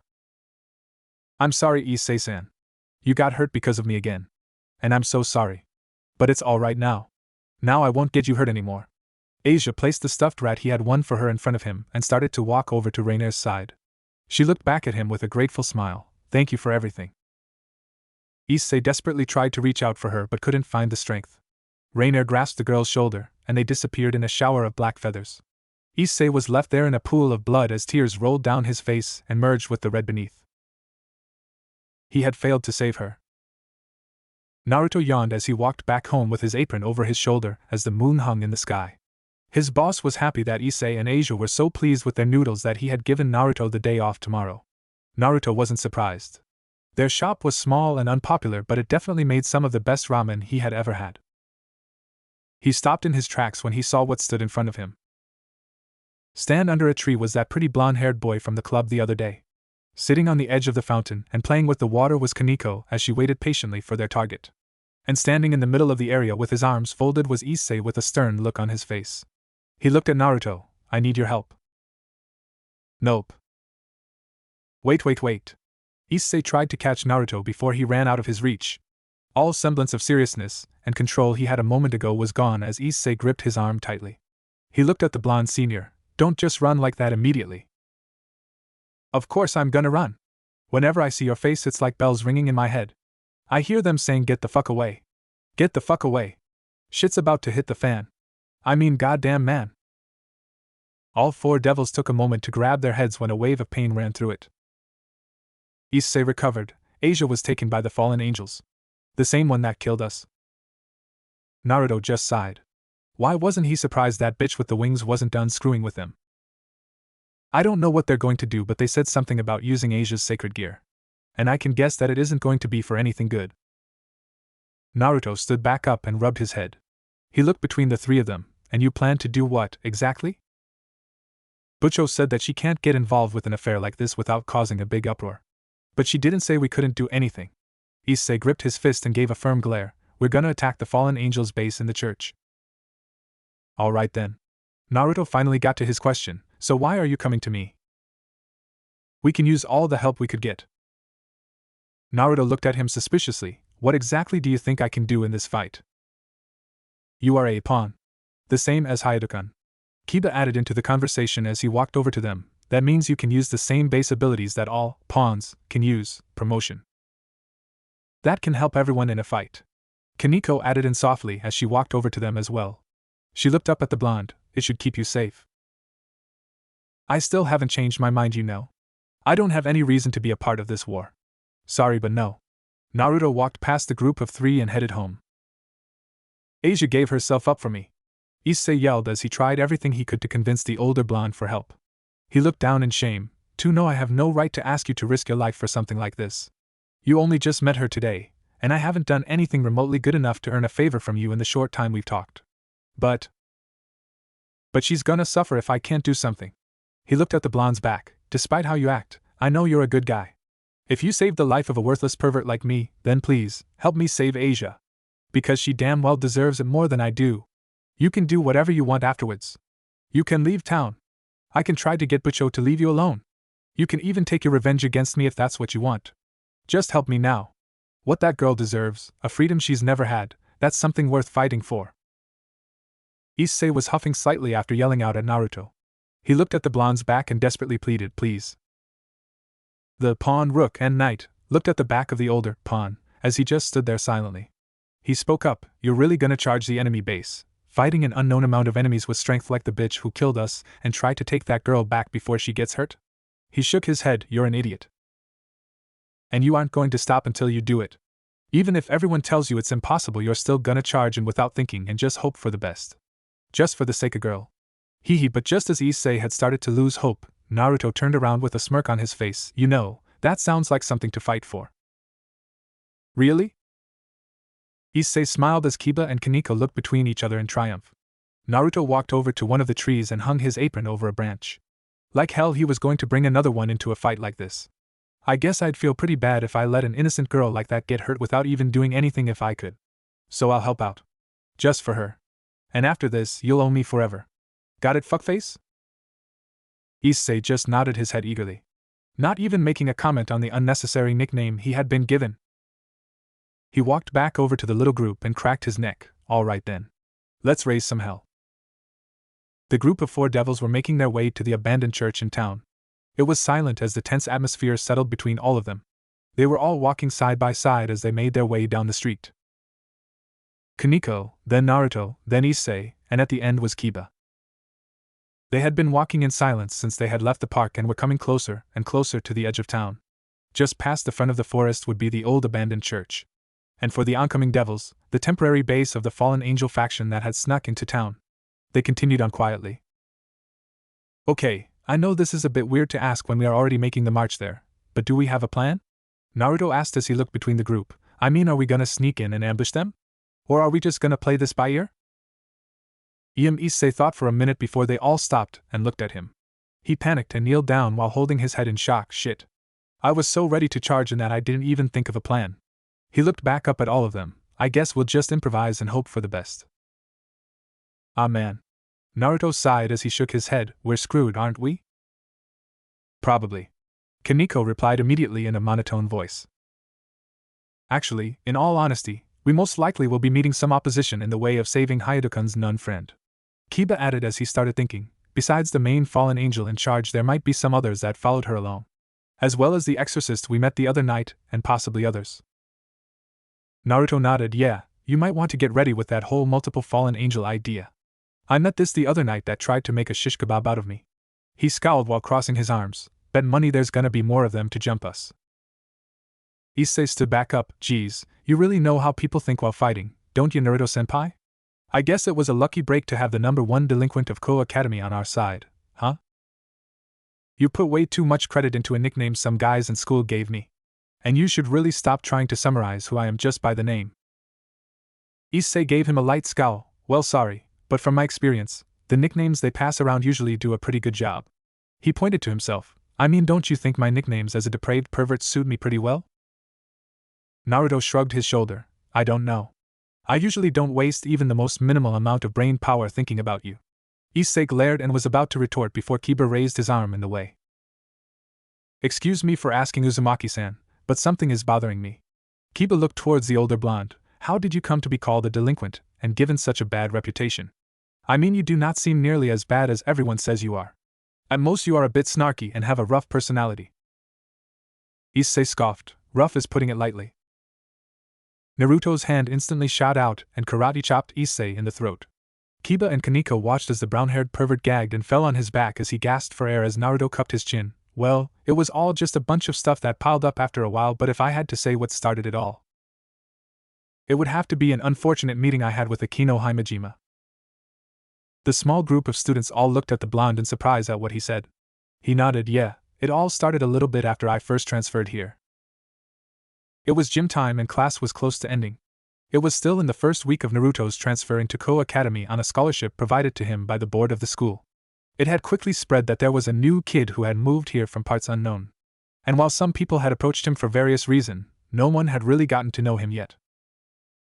And of course, when you are not only a new kid but moved here from possibly a different country, what with the rather odd accent in his voice, you're susceptible to bullying from local jocks. Of course, they aren't always expecting someone to fight back. The door to the girls' locker room broke open as Naruto tackled one of the guys that tried to extort him. He tripped them up and planted them on their back before he stood back up to intercept the last man standing. The musclehead yelled as he tried to tackle Naruto with a judo move he had learnt in his club. But Naruto just used a bench as a stepping platform before jumping over his head and landing behind him. The large punk tried to catch him again, but just as he turned around he received a kick to the face before passing out. Naruto stood back up and wiped his forehead as he looked at the unconscious guys at his feet and the two others lying in the dirt outside. He chuckled. Maybe that will teach you guys to try a more subtle tactic than walking up to me and demanding money. Naruto took a moment to look around at the room he had fought his way into. Where the hell am I? Rah! Naruto was tackled into a locker by one of the guys he thought he had knocked out, and banged his face into the metal. Before the punk could go for a second strike, Naruto spun around and jabbed him in the face. Before grabbing his outstretched arm and slamming him into the locker, and grabbing his head and slamming it into the same locker he had just hit. The musclehead slid down the locker door before it slowly creaked open from the continued stress. Naruto hissed in pain as he gently touched his aching face. He looked down at the drops of blood on his fingers and realized he had gotten a bloody nose from slamming his face. He groaned. Damn it. Stupid pricks. Can this get any worse? Flop. Naruto looked down to see something had fallen out of the open locker. He tilted his head in confusion before he reached down and picked it up. He grabbed the straps with both hands and held it out to get a better look. It was a large black, frilly brasserie. And he was not kidding when he used the term large. If he was an immature little brat, he'd take the opportunity to put it on his head and run around making a fool out of himself. Or maybe go and see if he could carry 2 watermelons in the cups. Seriously, who in the school could possibly be this big? Naruto slowly lowered the bra out of his view and saw a beautiful woman about his age with black hair and a long ponytail.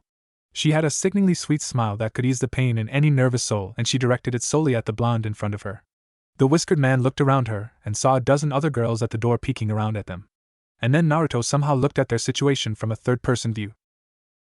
The strange, foreign blonde exchange student standing in the middle of the girls' locker room after its door was broken down. He was surrounded by unconscious jocks. He had broken into the locker of Akino Himejima, and it appeared he had been holding and looking at her bra long enough to get a nosebleed. Naruto stared at the ponytailed beauty and looked down at her assets as they stressed the fabric of her gym clothes. He looked down at the bra in his hands before he held it out to her. Here. I believe this is yours.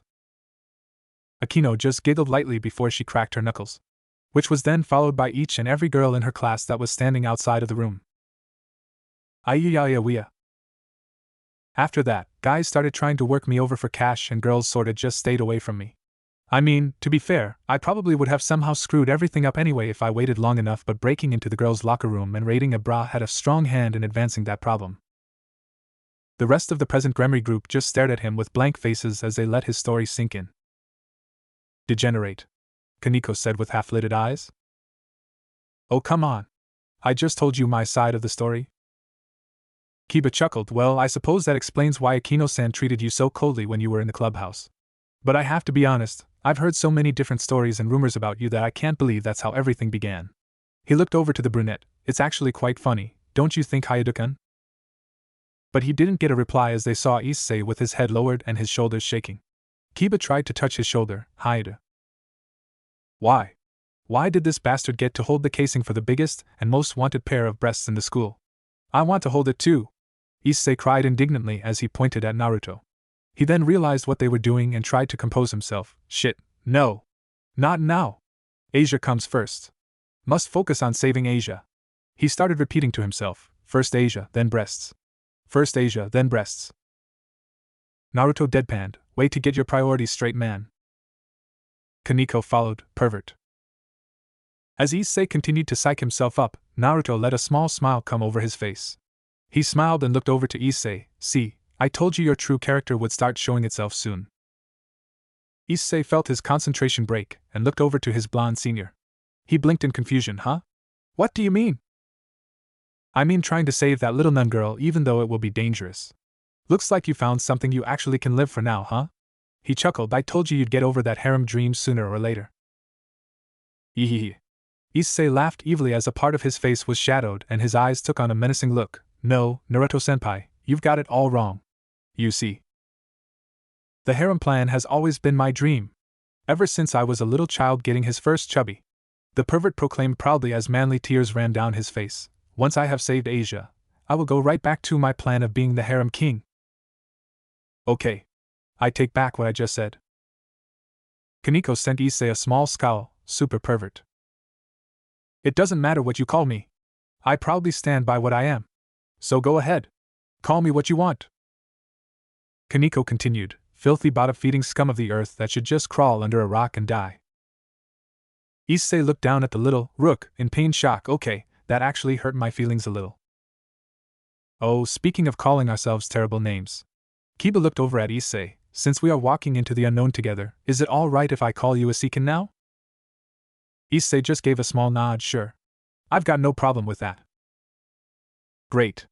Kiba sent him a beautiful smile, and you can call me Yuto in return. Issei returned the beautiful smile with one of his own. I'd rather get castrated than refer to you in a friendly manner. Naruto lazily raised his hand. I'll just stick to calling you fuckface. Issei glared at the blonde before he resorted to addressing the beautiful little angel in their group. He looked to the short white-haired girl and tried to appeal to her. Kaneko-kun, you can follow in your senpai's footsteps and start using my name if you like. She gave a small nod. You got it, fuckface-senpai. Issei and Kiba looked at the freshman in horrified shock. Issei panicked. Kaneko-kun, what just came out of that little mouth of yours? Kiba gave her a fairly stern look. Kaneko-kun, you shouldn't be using language like that. It's unbecoming of a sweet girl like you. She felt a little sad at being told off and looked down. I'm sorry. Haha, don't blame her. Naruto added with a small smile as he patted her head. She only said that because I'm such a terrible influence on younger people. He looked down at her, right? She nodded her head as he looked at the other men. See? The pawn and knight just gave their senior a flat stare before they finally arrived at their destination. The small group looked at the abandoned, rundown church that was currently the base of operations for the fallen angel group. The group dropped their knees to hide better in the surrounding foliage and looked around for any sight of attackers. Issei furrowed his eyes and raised his arm. Sacred gear. His whole left forearm was covered by his red gauntlet as he made a fist. Okay. Let's go. Whoa. Hold on. Kiba grabbed his shoulder to stop him from charging in foolishly. He looked at the church tentatively. We need to think this through for a moment. He's right. There's no reason for us all to die just because you wanted to knock down the front door. Naruto added as he looked around, what about scouting the back? Unlikely. Kaneko looked up at him as she pulled a pair of kitten gloves over her hands. The fallen angels would probably plan for infiltration from behind. Okay, Naruto's eyes continued to roam before he looked at the roof. What about up there? Peek through the glass? Use the banisters as cover and a platform. Prepare the next plan of attack. Kiba thought for a minute. That might work. If we use our wings to fly up there and check. Issei looked down disappointedly. I still can't fly with my wings. Before Kiba could comfort Issei's insecurity, Naruto actually looked at each of them with genuine surprise. Wait. We have wings? Seriously? I thought that was just a gimmick she pulled to freak me out. And they actually work for flight? Kaneko nodded yes. Imagine you're a bat and you're spreading your wings. Naruto blinked for a moment before he closed his eyes and concentrated. Two black, crooked devil wings popped out of his lower back and spread out behind him. He looked back in surprise. Whoa! He focused for a moment, and watched as they disappeared back into his body. He smiled. And then started to spread his wings out, then back and out, then back and out, then back and out. Kaneko grabbed his wing and shook her head. Not now. Issei just looked between all of them and yelled, Can we think of something? We're trying to save someone here, not play a stupid strategy game like Othello. Or Go. Or Yahtzee. All four devils felt the need to dive to safety as a blade of light slashed down the trees and bushes they were hiding behind. The figure holding the sword then pulled out a pistol and effortlessly aimed it at Naruto and Kaneko as they were crouched on the ground. Naruto felt his reflexes kick in and grabbed the little freshman before diving to the side out of harm's way. He rolled on the ground and kept Kaneko safe as the man stopped shooting. Oh man! I was getting tired of waiting for you guys. The white-haired priest cackled as he looked around at the devils surrounding him and grinned. I mean seriously. All of you, hiding in the bush, talking while you plan how to orchestrate the climax. Can you spell tease? Issei sent a venomous glare at the priest as he spat his name out, Fried Selzen. The stray exorcist spotted the brunette and quivered a little. Little devilkin, so good to see you. But come on man, don't look at me like that, I don't know what I'll do with myself. Fried then looked around at the devils and counted them off. Weak little devilkin, sexy handsome devil-san, adorable lil Miss Devil, and I don't know you. Naruto looked at this weirdo before looking at Kaneko. Who the hell is his freak? Pervert exorcist. Really dangerous. Issei stood back up and pointed at the psychopath. Where's Asia, you bastard? Fried beamed. Oh, you're here for Lil Asiaten, huh? I can't blame you for being interested. He wheezed out in a sultry voice. When I last saw her inside, she was dressed in a flimsy little one-piece dress and getting chained to a cross like the Lord and Savior himself. Issei's eyes widened in shock as his teeth started to gnash at what he just said. Fried then seemed to hug himself. I so wanted to get some playtime in before they started the ritual, but Raineressima said she'd gut me like a chicken if I came close to her. That woman sure knows how to hit the masochist in me. But hey, maybe she'll let me cut up and play with the corpse when she's done. It's the least I deserve after everything I've done. Raraha! Issei roared as he charged forward with the intent of making the exorcist's face profoundly concave. Fried knew he shouldn't be fantasizing anymore as he aimed his gun right between the pawn's eyes. Get down! Kiba yelled as he swept Issei's legs out from under him and pulled out his sword to block the light bullets. With an experienced hand, Fried blocked Kiba's sword with his own and aimed behind his head at Naruto and Kaneko. Naruto pushed Kaneko out of the way as he dove to the side and started running away as the bullets riddled the path behind him. Fried laughed crazily as he watched the other blonde dive away from his bullets as he swung his sword to intercept the knight's. Ha ha ha. Come on, lil devils. At least try to stand your ground. I'm only at half-mast seeing you all squirm and run in terror. If you actually tried to fight back, I would be. Fried watched as Kiba jumped far away to give himself plenty of space as a large shadow started filling the area. Fried turned around to see an entire tree completely uprooted out of the ground and held overhead with him in its direct path. And standing at the base of it, the little white-haired girl that was pushed out of his sight was hoisting the thing up with her little arms. Fried gave a little nod. Actually, it probably would kind of look like that if it was at an angle. Kaneko brought the tree down and tried to crush Fried as he desperately dove to the side to preserve himself. He stumbled on his feet before aiming the barrel of his gun at the young girl's head. You insufferable little GK. Fried fell flat on his face after Naruto made a quick slide and pulled his legs out from beneath him. Fried held his nose in pain and tried to glare at the blonde that pulled him down, but was met with a swift kick in the jaw by the whiskered man. Fried felt his gums bleed and grabbed his weapons to kill the blonde. Usinuvo hshit. Fried saw the tree come down for him again and jumped away while still close to the ground. He rolled in the dirt and grass for a moment before he aimed up and shot at Kaneko as she ducked behind the tree. Fried pulled himself up on his feet as he was starting to regret fighting 4 devils at the same time. He looked to the side to see Kiba coming at him with a strange blade and blocked it with his light blade. He finally saw the opportunity and aimed his gun at Kiba's face. Bang! They all looked in worry as Kaneko watched Fried pull the trigger. Yudo-senpai. Bang! The light bullet left the barrel and came a centimeter away from piercing Kiba's face before it evaporated into dust and was sucked up over his head. What? Fried looked up to see Kiba's strange sword with an open top that revealed a black vortex that swallowed up the light bullet. He watched in disbelief as his light blade was broken down and reduced to nothing, leaving him with just a hilt. Fried was dumbfounded. What the? Holy eraser. My sword of darkness that swallows up all light. It comes in handy to have a sacred gear like Sword Birth that lets me create any kind of sword I want on a whim. Kiba smirked, and speaking of sacred gears. Kiba jumped back and out of the way to reveal to Fried the brown-haired pawn that was glaring at him. He yelled, "Promotion! Rook!" And as his body felt the surge of power that increased his physical capabilities, he held out his gauntlet, Sacred Gear. Boost! A fully charged Issei charged forward while Fried was frozen in place for a moment. He shrugged his shoulders. Oh well. At least I'm going out with a ragin'. Ha! Issei planted his fist in Fried's face and felt a satisfying crunch from his shattered nose. The exorcist's body flew back and broke through a tree before he impacted against another one and dropped down to the ground limp. The little group of devils all came together as Naruto looked at Issei in surprise. He said, "That's the promotion thing you guys were talking about?" He nodded in surprise as he was feeling a little more optimistic about their chances. He looked down at the young freshman. "Nice job with the tree. It was fun seeing you play whack-a-mole."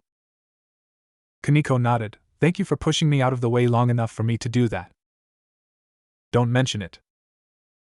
Issei took a chance to breathe and calm down before he looked between them. "Now what?" Naruto didn't even wait before he started casually walking towards the front door of the church. The other devils called out, "Wait! What are you doing? What happened to sneaking in?" Naruto looked back at them and then gestured for them to turn around. They all glanced back to see the broken trees, burning bushes, bullet-riddled ground and generally destroyed landscape. They then realized that they couldn't have announced their presence any louder unless they did it on purpose. Naruto moved towards the door. "Let's go."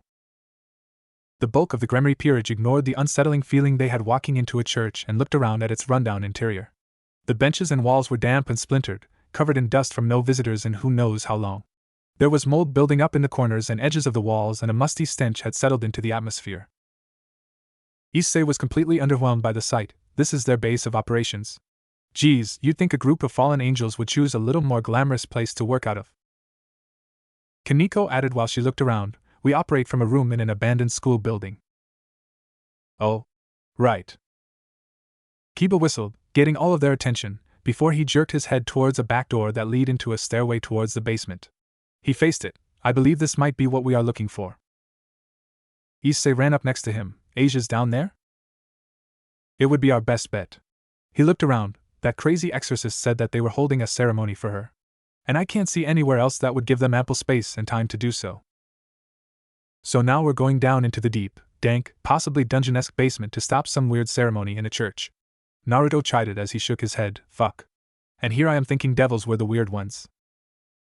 Not just the weird ones, the vile abominations that should be wiped out from existence. The group of devils looked up in surprise to see 3 figures with large black wings standing on the banisters overhead. One of them looked like a young girl, no older than Kaneko. She had light blonde hair and 2 short ponytails and she was dressed in gothic Lolita attire. The next person was an adult woman that appeared several years older than them. She was wearing a partially open trenchcoat that revealed ample cleavage and her long navy blue hair coming down her back. And finally, in the center, was a tall man in a trenchcoat with a fedora on his head. Also known as Danasik. Naruto lowly stated as he glared at the fallen angel that had attacked him several nights earlier. Calawarner, the tall woman, smiled smugly. "We were genuinely surprised to see a ragtag group of devils beat up Fried and march their way into our church." Middled, the young girl laughed haughtily. I find it funny they think they can do anything to stop us. Once Rainier finishes the ceremony, we'll be set for life and we can exterminate all these pathetic devils. Some more pathetic than others, Donasek added as his eyes landed on the familiar blonde in the crowd he still had unfinished business with. He grinned menacingly. Hello, baby devil, your arm's still aching? I don't know. Do you still stink like partially degraded wrappers and crap? Naruto replayed sharply as he wasn't in the mood to face this prick again. Issei brought his fists up. What do we do? You should go on ahead. What? I can't do that. Well, we've got 3 devils standing against 3 fallen angels and you need to save the girl from peril. Naruto looked back at him and gestured for him to move along. Don't keep her waiting. He's right, Asiken. It would be best for you to try and stop this ceremony before it begins. Kaneko pulled her gloves on tighter. Don't screw up. Issei looked between the 3 of them before he nodded his head and ran down the stairs. The fallen angels just laughed. Don't think that just because you send one inexperienced devil down there that anything is going to stop. Enough chat. I'm sick of looking at your smug faces. Naruto walked forward and raised his arms up the same way he saw Issei do earlier. He thought back at their explanations of the pawn's special ability and decided to test it out. He yelled, "Promotion! Queen!" It was silent in the main hall of the abandoned church as the fallen angels prepared for the pawn's increase in skill. Kaneko and Kiba got ready to fight with their own stances. It was silent and tense. Until Naruto looked back at his fellow devils. Okay, I don't feel any different. Kaneko and Kiba looked at him with wide eyes before looking at each other. Kiba took a step forward. Are you sure? Check again or something. I'm told you're supposed to feel a well of new power burning up inside you when you do that. Right. Well, I don't feel any different, Naruto said as he poked at his chest in an attempt to jumpstart it. He looked at them. Is there something wrong with it or? A spear of light was embedded closely near Naruto's foot before it exploded and sent the devils stumbling back. Donasek came flying down until he hovered a few feet over the ground and laughed. Looks like I was right. You barely even qualify as a devil. Ha! The Gremory family must have been scraping the very bottom of the barrel if they resorted to accepting you. Naruto pushed himself up on his hands and knees and shook his head as the dust settled. He said in a low tone, figures I couldn't get a helping hand when I needed it. But you know what, that's fine. Naruto jumped up to his feet and pointed at the floating fallen angel in anger. I don't need any help from this devil shit. To kick your ass, you little chicken bitch. You won't be calling me bottom of the barrel when I'm clipping you wings. So come on. Donasek grinned menacingly as he started throwing more projectiles at Naruto as the whiskered blonde darted down the aisle of chairs and out the door. The fallen angel didn't waste a moment as he followed the senior course student out of the church. Kiba was worried as he watched the blonde lead the man away. Uzumaki-san, wait. Kiba pulled out his sword and blocked a spear of light from skewering him sideways as the other 2 fallen angels laughed. Calawarner looked down. And where do you think you're going? Middle held her weapon over her head before chucking it down. We're just getting started. Kiba and Kaneko jumped around as they dodged the spears of light that started hailing down on them like summer rain. Kiba used his blade to parry the spears from piercing them as Kaneko grabbed a bench and spun around before throwing it through a window. The Gremory, Knight, and Rook used the shattered window as an escape route into the forest. The fallen angels followed closely behind as the devils darted around the trees. Kiba and Kaneko ran besides each other as the trees and ground around them exploded into gravel and dirt. The 2 devils looked between each other and nodded before Kiba darted forward in a burst of speed. He left Kaneko behind before he circled around the trees and charged past her to attack the fallen angels. Kiba jumped up and swiped his sword at the smaller fallen angel before he crossed weapons with Calawarner. His blade and her spear sent sparks around them before he summoned another blade and blocked Middle's spear as well. With his years of experienced swordplay, Kiba fought the 2 fallen angels off while they tried to pierce his body with light. The fallen angels clicked their tongues in anger as they realized they wouldn't be able to beat this impossibly fast swordsman in a challenge of blades. Kiba forced them back long enough for him to charge to the side and cut through a tree. He then bucked back and dove for another tree before running for another. He sliced through the base of 5 trees before they collapsed and converged on the spot the fallen angels were standing. The trees shook the ground as they all fell and Middle and Calawarner floated over them. The little gothic girl coughed. Cuff, was he trying to crush us? I don't know. Calawarner looked around to try and spot the quick-footed blonde but found nothing. She narrowed her eyes. Damn it. Where did that measly little devil run off to? Middle looked around as well before something crossed her mind. She looked at her partner. Hey, speaking of devils running off, Wasn't there another one we were chasing? Some little girl. Where did she? Here. The fallen angels looked up just in time to see the white-haired Rook over their head after jumping off an adjacent tree branch. She cupped her fist in her hand and brought it down in a hammer strike, knocking Calawarner into middle, and sending them both hurtling into the ground hard and fast enough to form a small crater. Middle was instantly knocked out from being smothered by Calawarner's larger and heavier body and taking the blunt of the harsh landing into the ground. Calawarner weakly pushed herself up on her elbows to try and stand up, but Kaneko landed beside her and punched her across the face. The short girl looked at the two fallen angels she had knocked unconscious and gave a small nod of accomplishment before she took off her gloves. She heard footsteps approach from behind and turned around to see the blonde-haired knight sheathing his sword. Kiba smiled and walked up to the shorter girl. I'm glad you caught the gist of my plan. It was much easier knowing the muscle in our group had my back. Don't mention it. Kiba held up his hand with palm facing out as Kaneko caught on to what he wanted and high-fived him. Kiba laughed a little before looking back at the church. So, I wonder how everyone else is doing. Meanwhile, Issei was making his way into the basement of the church as quickly as he could as all lights started to fade the further down he went. He started using the wall for support in case he tripped while making his way down. The new pawn couldn't help but feel a pit grow in the center of his stomach as fear started taking root. What was going to happen when he reached the bottom of the stairs? What was all this crap about a ceremony, and what did it have to do with Asia? Were the rest of his team going to be okay? These thoughts raced through Issei's head over and over until he spotted a faint shimmering light at the end of the staircase. Issei walked into the room and his eyes widened in shock. On the opposite side of the room, there was a large cross placed against the wall with a beautiful young blonde girl in a short white dress hanging from it wrapped in chains. Between them was more than a dozen men in robes with their hands clasped together in prayer, and a light sword attached to their hips. And standing right beside the cross, looking up at it as Asia let out a pained moan, was the girl he once called his girlfriend, in the same clothes she wore on their first and last date together. Rainier, the fallen angel. Issei yelled Asia. Some of the priests went silent as Issei's yell reverberated through the room. Rainier blinked in surprise before looking at the back of the room as Asia noticed someone yell her name. She weakly lifted her head and saw the man standing at the end of the crowd, her eyes widening in shock as a warm sensation spread through her chest. A tear of joy trailed down her cheek as she smiled and whimpered, Issei-san. Rainier sighed, exasperated by Issei's arrival once again ruining the moment.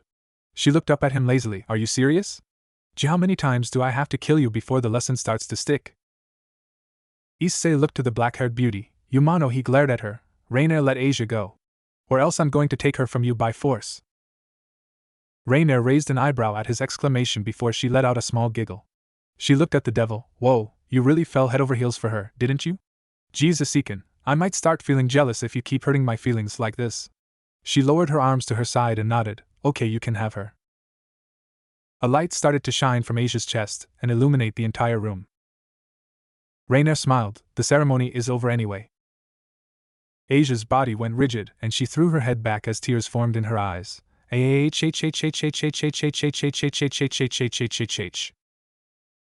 Asia! Issei yelled in panic as he heard his friend's desperate scream of agonizing pain. He charged forward in an attempt to get to Asia but had to jump back as a light sword swiped at his neck. Issei growled and activated his promotion to Queen. He felt a surge of power build up inside him before he dashed forward and punched a priest across the face. He dodged and smacked another priest away before several more filled their place. As Issei tried to fight his way forward, Asia's screams continued and became more dreadful with each passing second. Her back was arched in pain as a green light glowed against the skin of her chest. Issei tried to make his way towards his friend but was blocked off by several priests pushing him back. The little game of strength continued for a few moments until the light from Asia grew as bright as possible. And a beautiful green light floated out of Isa's chest. The room went silent as Asia's screams died out, and she was frozen for a moment. But then her back went slack and the light faded from her eyes as the green ball floated down into Rainier's open hands. She placed it against her chest and looked like she struggled for a moment before it disappeared and two green sparkles appeared on her ears. The fallen angel smiled at her success and gently touched her prize. She chuckled finally. We can win. Issei looked on in horror as Rainier disappeared in a flurry of black feathers and Asia's eyes slowly started to close. He felt something snap as he gritted his teeth until he tasted blood. A CIA.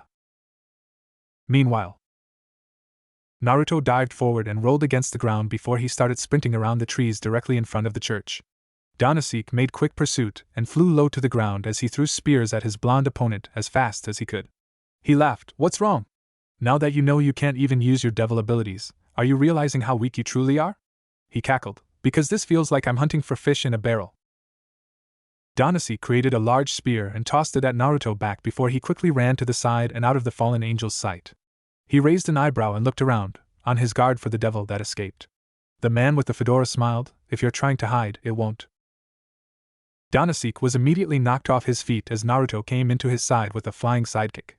The fallen angel was rammed into the tree where he let out a pained groan and shook his head.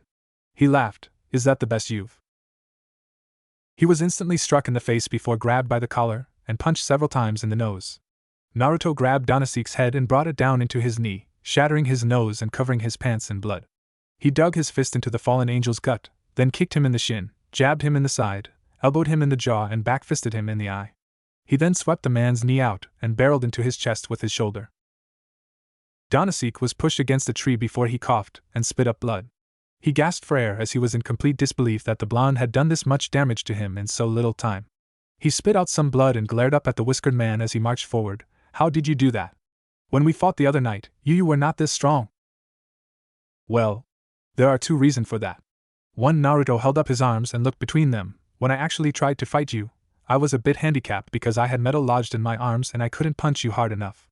And two, every time one of you guys have tried to attack me, it's been by sneaking up, ambushing, or catching me off guard. But now that I'm actually fighting back. Danasek lunged at him with a spear in hand, but Naruto just leaned out of the way of its path. He then caught the fallen angel's arm and locked it up before he kicked his knee as hard as possible. The man hissed in pain before Naruto started to punch him all over the chest and finally in the face. The fallen angel fell back against the tree before he was pinned at the neck and his right arm was pinned with Naruto's left. Naruto tightened his grip around Danasek's throat and smirked. You know, for a fallen angel that's supposedly infinitely stronger than me, you really suck at hand-to-hand fighting. And that's coming from me. Danasek tried to claw at Naruto's eyes, but the blonde man just knocked his hand back with his shoulder and kept the furious man pinned. Now, you and I are just gonna wait here until the rest of my group show up. And after that, we'll figure out what to do with. Before Naruto could finish, Danasek's anger reached its boiling point, and he formed a small spear of light in his hand. He brought it up and pierced through the back of Naruto's shoulder, the small spear's tip poking out the other end and searing the flesh of the blonde devil. Aha! Naruto screamed in pain as he felt the agonizing burning sensation spread through his shoulder. He felt the strength in his arm fade as he lost his pin hold against Danasek.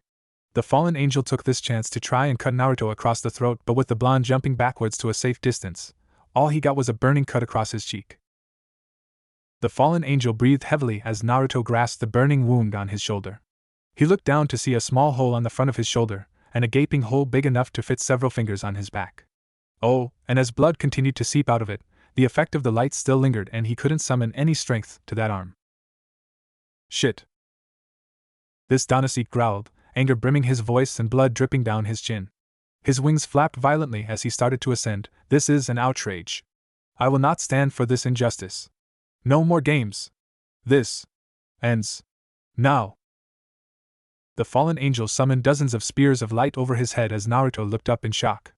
He started running for cover as he held his injured arm to keep it from getting worse. This is your end. Danasek sent the dozens of spears falling towards the earth as Naruto only kept ahead of them by mere inches. The ground, the earth, trees, bushes, and anything standing between the hail of light attacks and Naruto were reduced to scorched ash. Naruto dove behind a tree, but it did nothing to stop the attacks as the bark and wood were reduced to dust.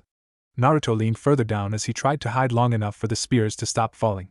He closed his eyes and thought about what to do now. He couldn't fist fight anymore with such a glaring flaw in his defenses. And the fallen angel was too high up for him to reach while he kept throwing spears down.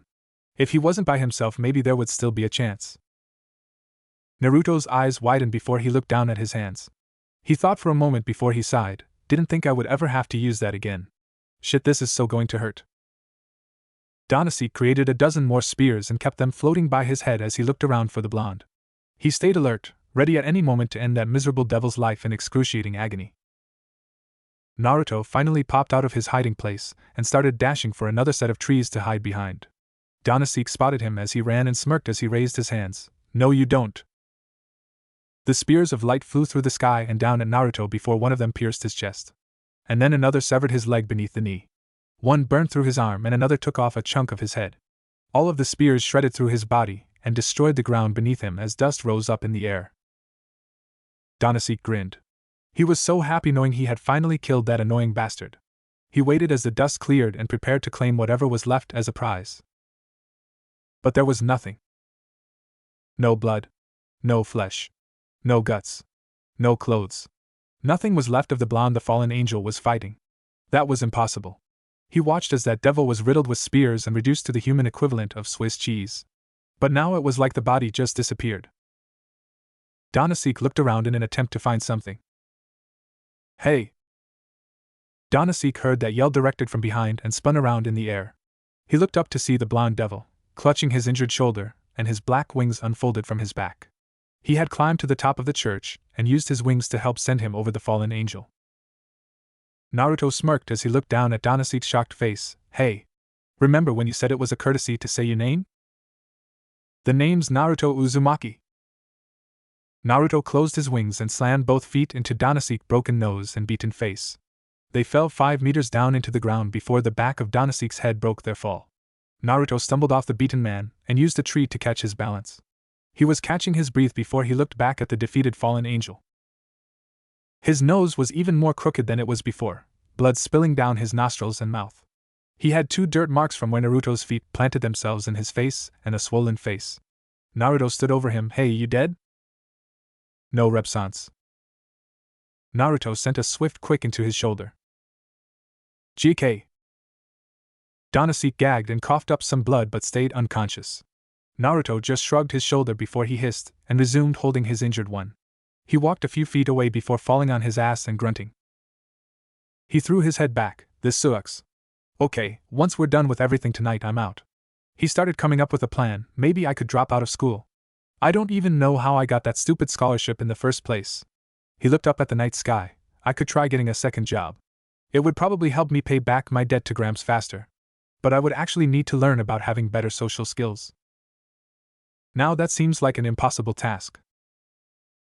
Naruto's ears perked up at the new voice and he turned around to see who it was. Walking up behind him was a certain crimson-haired king and her ponytailed queen, keeping her trademark smile. Naruto looked up at them with a dry glare. Great. Thanks for showing up just as everything finished. Rias smiled. Well, sorry for showing up late. Unlike the rest of you, I actually have to deal with the fallout of these actions.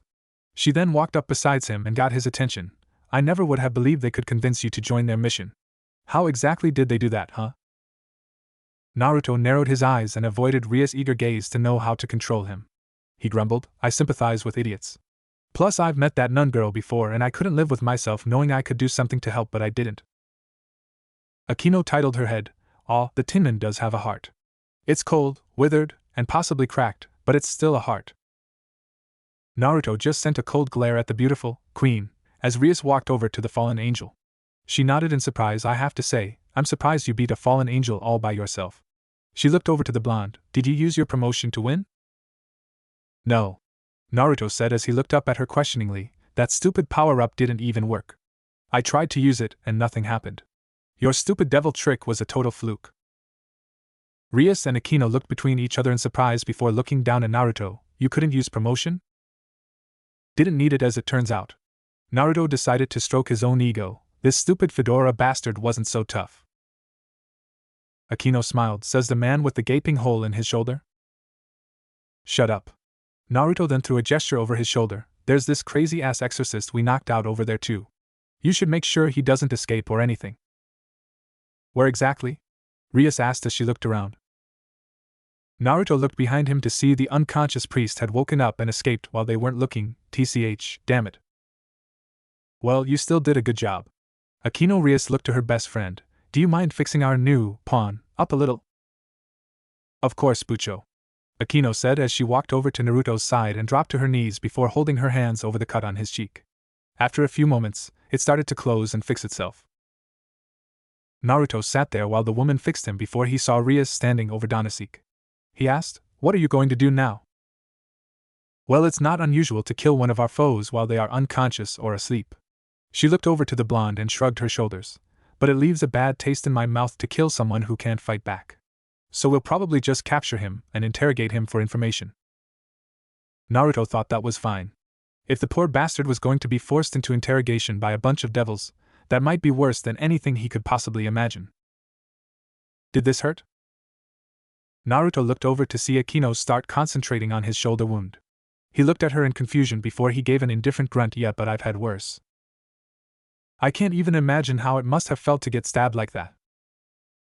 Naruto was a little confused about why she was striking up this conversation. From his memory, they never really had much communication or a public relationship to build on. At most, there might have still been a little animosity from the bra incident a year ago, and nothing else. He thought, well, that's a good thing. The pure, unrivaled pain coursing through your body and the blood-curdling scream you must have unleashed as you felt his attack pierce through your skin. Okay. That was just a weird thing to say as you healed someone's wound. Naruto looked over at Akino and was surprised to see the beauty with a deep blush and a heated look on her face. She looked up at him. Yufufu, just thinking about the pained look on your face is making me excited. Era, I so wish I could continued form where you left off. Naruto had a horrified look on his face before he jumped up, interrupting his healing session and leaving with a slightly smaller wound on the back of his shoulder, and ran over to Rias for safety. He grabbed her arm. Please protect me. I think something's wrong with Akino Himejima. She's acting like she just wants to see me suffer like a fucking sadist. What are you talking about? She's not acting like a sadist. Rias faced him with a leveled smile. She is a sadist. The ultimate sadist, to be precise. She smiled pleasantly at the horrified blonde. I thought I should at least let her have some fun while she fixed you up. Naruto stared at the shorter woman in horror before shaking his head. You're a monster. No. I'm a devil. Now she walked forward and placed her hands on her hips before looking at the blonde. Where's the rest of my peerage? Issei panted as he carried the unconscious, unresponsive blonde girl in his arms. He was beaten and a little bloody, but he had still come out of that crowd of priests with enough strength to carry Asia back upstairs. The pervert looked around and saw the scorched concrete and broken glass as he felt a sense of dread fill his belly with no sign of his friends. But he had to trust them. They were stronger than him. Issei stumbled over to one of the only benches that wasn't mostly destroyed and laid Asia down on it. He got down on his knees and nervously started to look her over to check if she was hurt anywhere. There were no physical wounds, but Asia's face was losing color, and her breathing was becoming sporadic. The green orb Rainier took out of her chest. It must have been her sacred gear, Twilight Healing. Issei didn't have any evidence, but when he saw that orb, it felt the same as when he used his sacred gear. And if that really was her sacred gear, Rainier had just ripped out Asia's life force, a piece of her soul. Asia submitted herself to such terrible pain and suffering just to save his miserable ass from getting killed. Issei swallowed the lump in his throat as he cupped Asia's cheek to try and get a response. He weakly muttered, Asia? The blonde nun heard the panicked voice call her name, and weakly opened her eyes halfway. She saw the devil with brown hair and felt a sense of warmth fill in the cold feeling in her chest. She smiled as her hand slowly touched the hand on her cheek. Issei-san, I knew it. I thought it was just a dream, but you really came. Issei gave a weak chuckle before he took her hand and squeezed. Of course I did. I would never leave you just become some fallen angel pierced through my stomach like rice paper. He grinned. That's what friends are for. Asia looked up at him with a warm expression. You really meant it, didn't you? I'm really your friend. Of course you are, stupid. How couldn't I be friends with someone as great as you? He squeezed her hand a little tighter and tried to get her attention off the cold sensation running through her body. When I get you out of here, you and I can do a bunch of fun stuff together. There's some really funny and sweet movies I know you'd like. Oh, and we can go and eat together again. I know a place that has the best hamburgers and fries. Asia smiled. Could we go back to that place with the noodles we went today? I'd like to try that with you again. I'm sure Naruto-senpai would hate seeing my face again, and I kinda already owe him a favor for coming here, but I'm sure we could work something out. He chuckled a little before shaking his head. But why in the world would you ever want to go to that dingy little place again? Because Asia struggled for a moment before a tear ran down her face. That's the first place I went with you when we became friends. Issei's heart sank when he heard her tone crack and lower as she struggled to keep her voice. He closed his eyes and tried to compose himself before he looked into the blonde's emerald eyes. I swear to you, Asia, I'm going to get you out of here. And when I do, you can make as many friends as you possibly want. I know you will. Asia looked at his firm and honest expression and felt a sense of relief wash over her. She nodded her head. Thank you, Issei-san, but I don't think I'll need to. She smiled at him as 2 small tears came down her eyes. I'm happy knowing I was able to have someone like you as my first friend. Issei watched as Asia slowly closed her eyes and laid her head down. Her breathing slowly came to a stop and the strength returning Issei's grip faded until he was holding a limp hand. Issei's eyes widened and he just stared at the blonde silently. He squeezed her hand. Asia? Don't close your eyes. Please wake up. He didn't receive a response from the kind-hearted nun. Issei felt his eyes start to water as he struggled to keep himself stable. He leaned in and placed his forehead against hers as tears streamed down his face. He whimpered out, "Don't go." After he let out some soft sobs and realized that Asia really was gone, he grabbed her soft hands and placed them together over her chest. It wasn't a pleasant trip, but at least she looked like she was in peace now in death. And that's when it fully hit Issei about what had happened. Asia was gone. She was dead. She was an innocent, kind little girl that never thought about herself. She cared more for a dumb, perverted, weak little devil she had met while he was staring at her panties in a park than she did her own life. She was called a witch, a heretic, a traitor to the church just because she was born with a power she didn't ask for. And because the moment she followed the kindness in her heart and did something for herself, she was deemed an enemy of the Lord and his followers. She was thrown out, tossed aside, and abandoned by everyone she had ever known. No one would accept her. But that never stopped her from doing what she thought was right. She still prayed to God. She still helped those in need. And she never held a grudge, even against those that had abandoned her. But no one cared. They took advantage of her like that. And now, a girl who had a heart bigger than a saint was taken from this world because they didn't even need her anymore. Why? It is tragic, I must admit. Issei's ears perked up as he heard the familiar voice pierce the awful silence that had settled around him. A pair of large black wings flapped through the air as Rainier landed at the base of the altar, looking at the brown-haired devil as he kneeled by the deceased nun. Rainier looked around the church. She was just a poor little girl, abandoned by her church and home and forced to travel alone through the world. Blessed with a power that could heal any form of life she touched. Rainier activated her stolen sacred gear and touched the green lights forming over her ears. When I told her that all she needed to do was follow everything I said and she would be accepted by God once more, she didn't even argue. She was so desperate to be accepted by her so-called Lord and Savior. Rainier looked down at the nun and actually had a look of pity come across her face. I hope he has mercy on her. Or wherever she did end up. As a fallen angel, I could no longer grant her access to heaven. But maybe the Lord will show her compassion and accept her into his kingdom. Rainier looked at the slumped-over devil and started walking forward. Now, there's the matter of what to do with you, Isikin. This farce is over, and I've got what I want. But she formed a spear of light in hand and walked behind the shivering pervert. I don't think I would be able to sleep at night knowing I let you get away for a third time. Issei's shoulders were shaking as he heard her talk before he lowly hissed out, "Why?" Rainier heard his question and thought he was asking why she took Asia's sacred gear in the first place. She decided to indulge him. I took her sacred gear because it was just what our side needed. This war was taking its toll and the injured were building up on all sides. Maybe, with twilight healing, I can stop our bloodshed from getting any worse. For as is Elsima, when he sees me save our brothers and sisters, he will. Issei's red gauntlet dug into her cheek and cut her off before sending her flying down the aisle. Rainier slammed against the base of the altar before she fell to her hands and knees gasping for air. Tears went down her face in pain as she felt her cheeks swell before Issei's hands clamped around her neck. Issei screamed with tears going down his face. Why? Why did you have to kill all of us? Me? Naruto-senpai? Asia? What did we do to deserve it? Why did we have to die? He watched Rainier desperately grab at his hands as she tried to gasp for air. He continued, It wasn't enough that you killed me? That you destroyed my life, but you had to take Asia too? For what? Why did she have to die for your cause? Tell me, damn it. Tell me. Rainier swiped at his face and left bloody scratches over him, causing Issei to let go of her neck and stumble back while holding his face and screaming. Rainier gasped for air and wheezed before standing up and rubbing her throat. Don't she kicked him in the stomach hard enough to cause him to throw up before beating him in the back of the head. You ever touched me, you filthy mongrel. I don't need a reason to hate you devils. She kicked the downed man in the stomach as he groaned in pain. She flicked her hair back. I'd been raised since I could flap my wings to do whatever I could to kill devils and angels. It's the effect of when your race has been in endless war for centuries at a time. She stood over the coughing pervert. I will do whatever I can for the benefit of my people. Then why us? Why me? Issei forced himself up and tripped Rainier's feet from under her. He then jumped her and pinned her shoulders to the ground as he looked directly into her startled eyes. When you asked if we could date, that was the happiest I had ever felt in my wild life. You were beautiful. You were kind. And even though I knew it would never last, I was happy at least knowing someone in the world believed in me. He then lifted her shoulders and slammed her head against the ground, causing her to gasp in pain.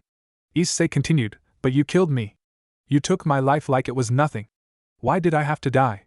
Why did I have to suffer? Don't act like you know real suffering. Rainier responded as she punched him across the face and got him off of her. She pushed herself to her feet and stumbled a little before glaring at the devil. She stomped over to him and grabbed his hair as she started ferociously punching him in the face. You think just because you lost some girl that called you her friend that you could even begin to know pain? I've lost hundreds of friends and family to this war. I can't remember a day where I didn't see someone suffer and die from their wounds. And you.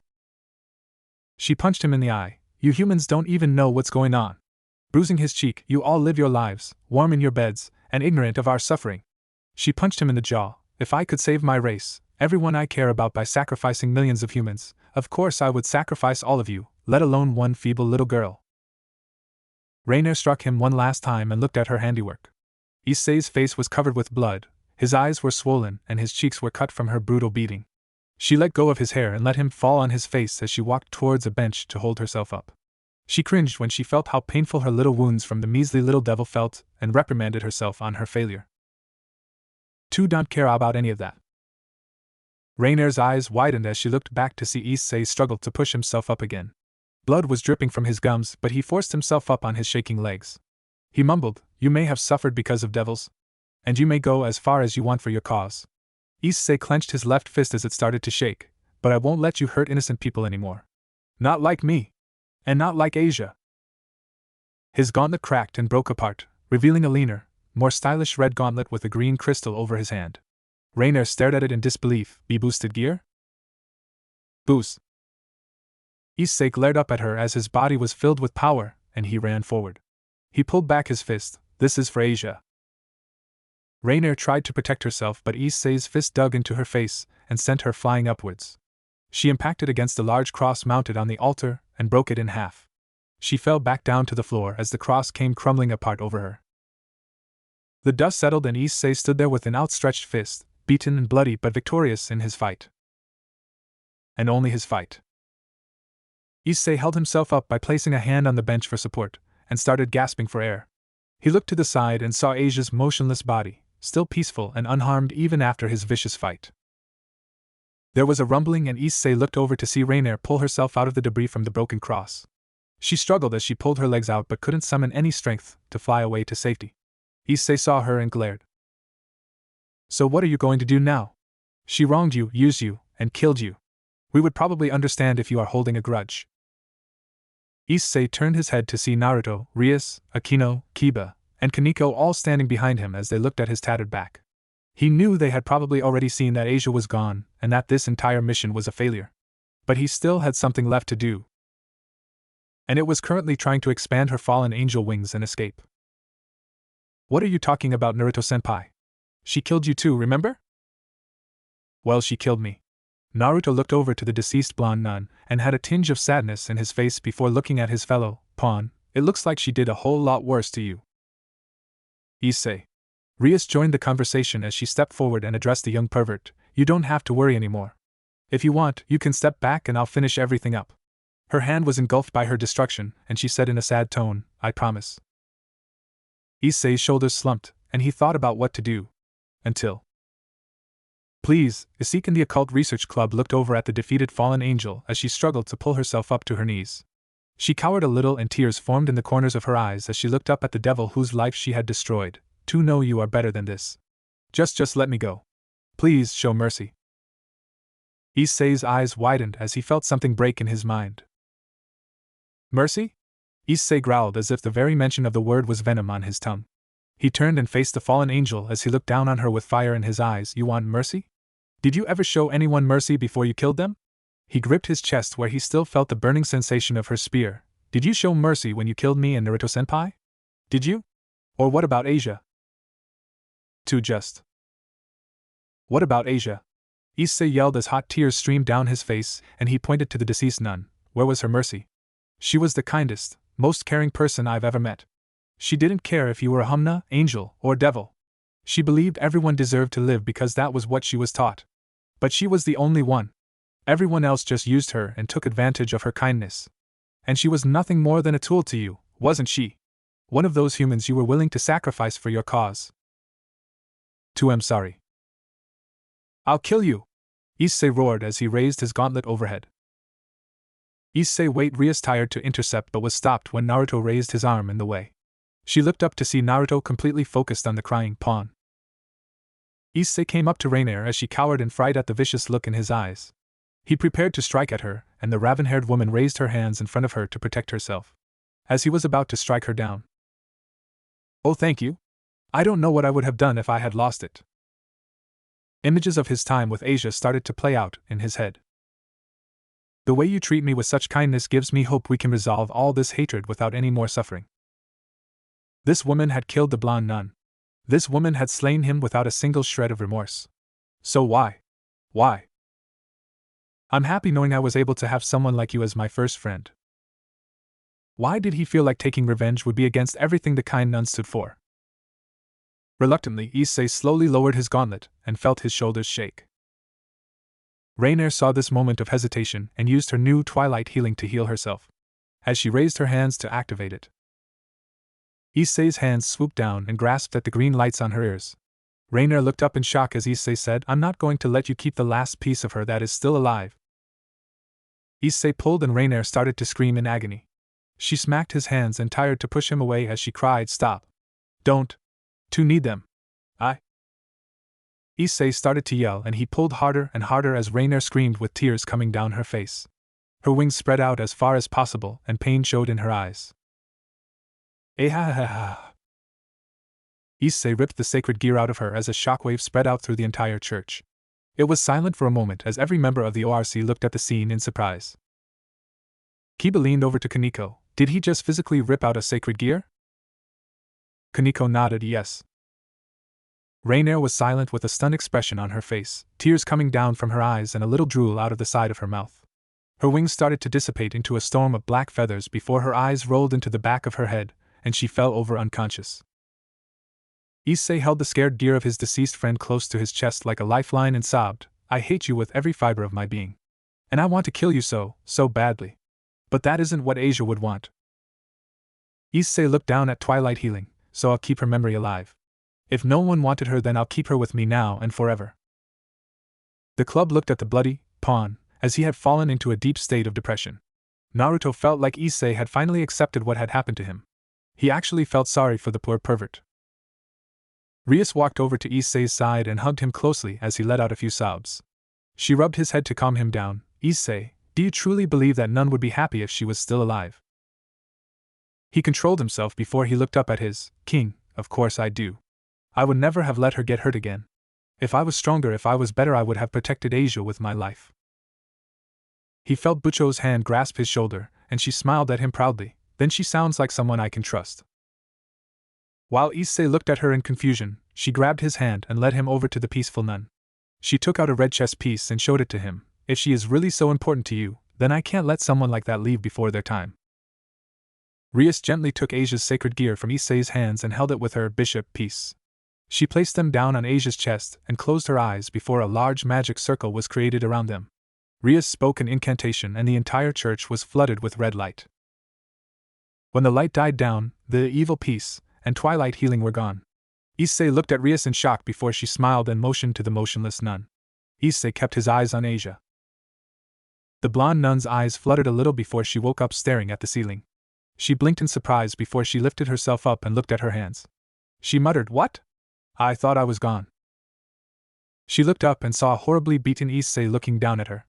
She gasped, Issei-san, what happened to you? You look terrible. Asia then blinked in surprise and looked at everyone that appeared around her before looking at the brown-haired devil. What happened? Asia! Issei yelled as he enveloped her in a big hug and almost smothered her.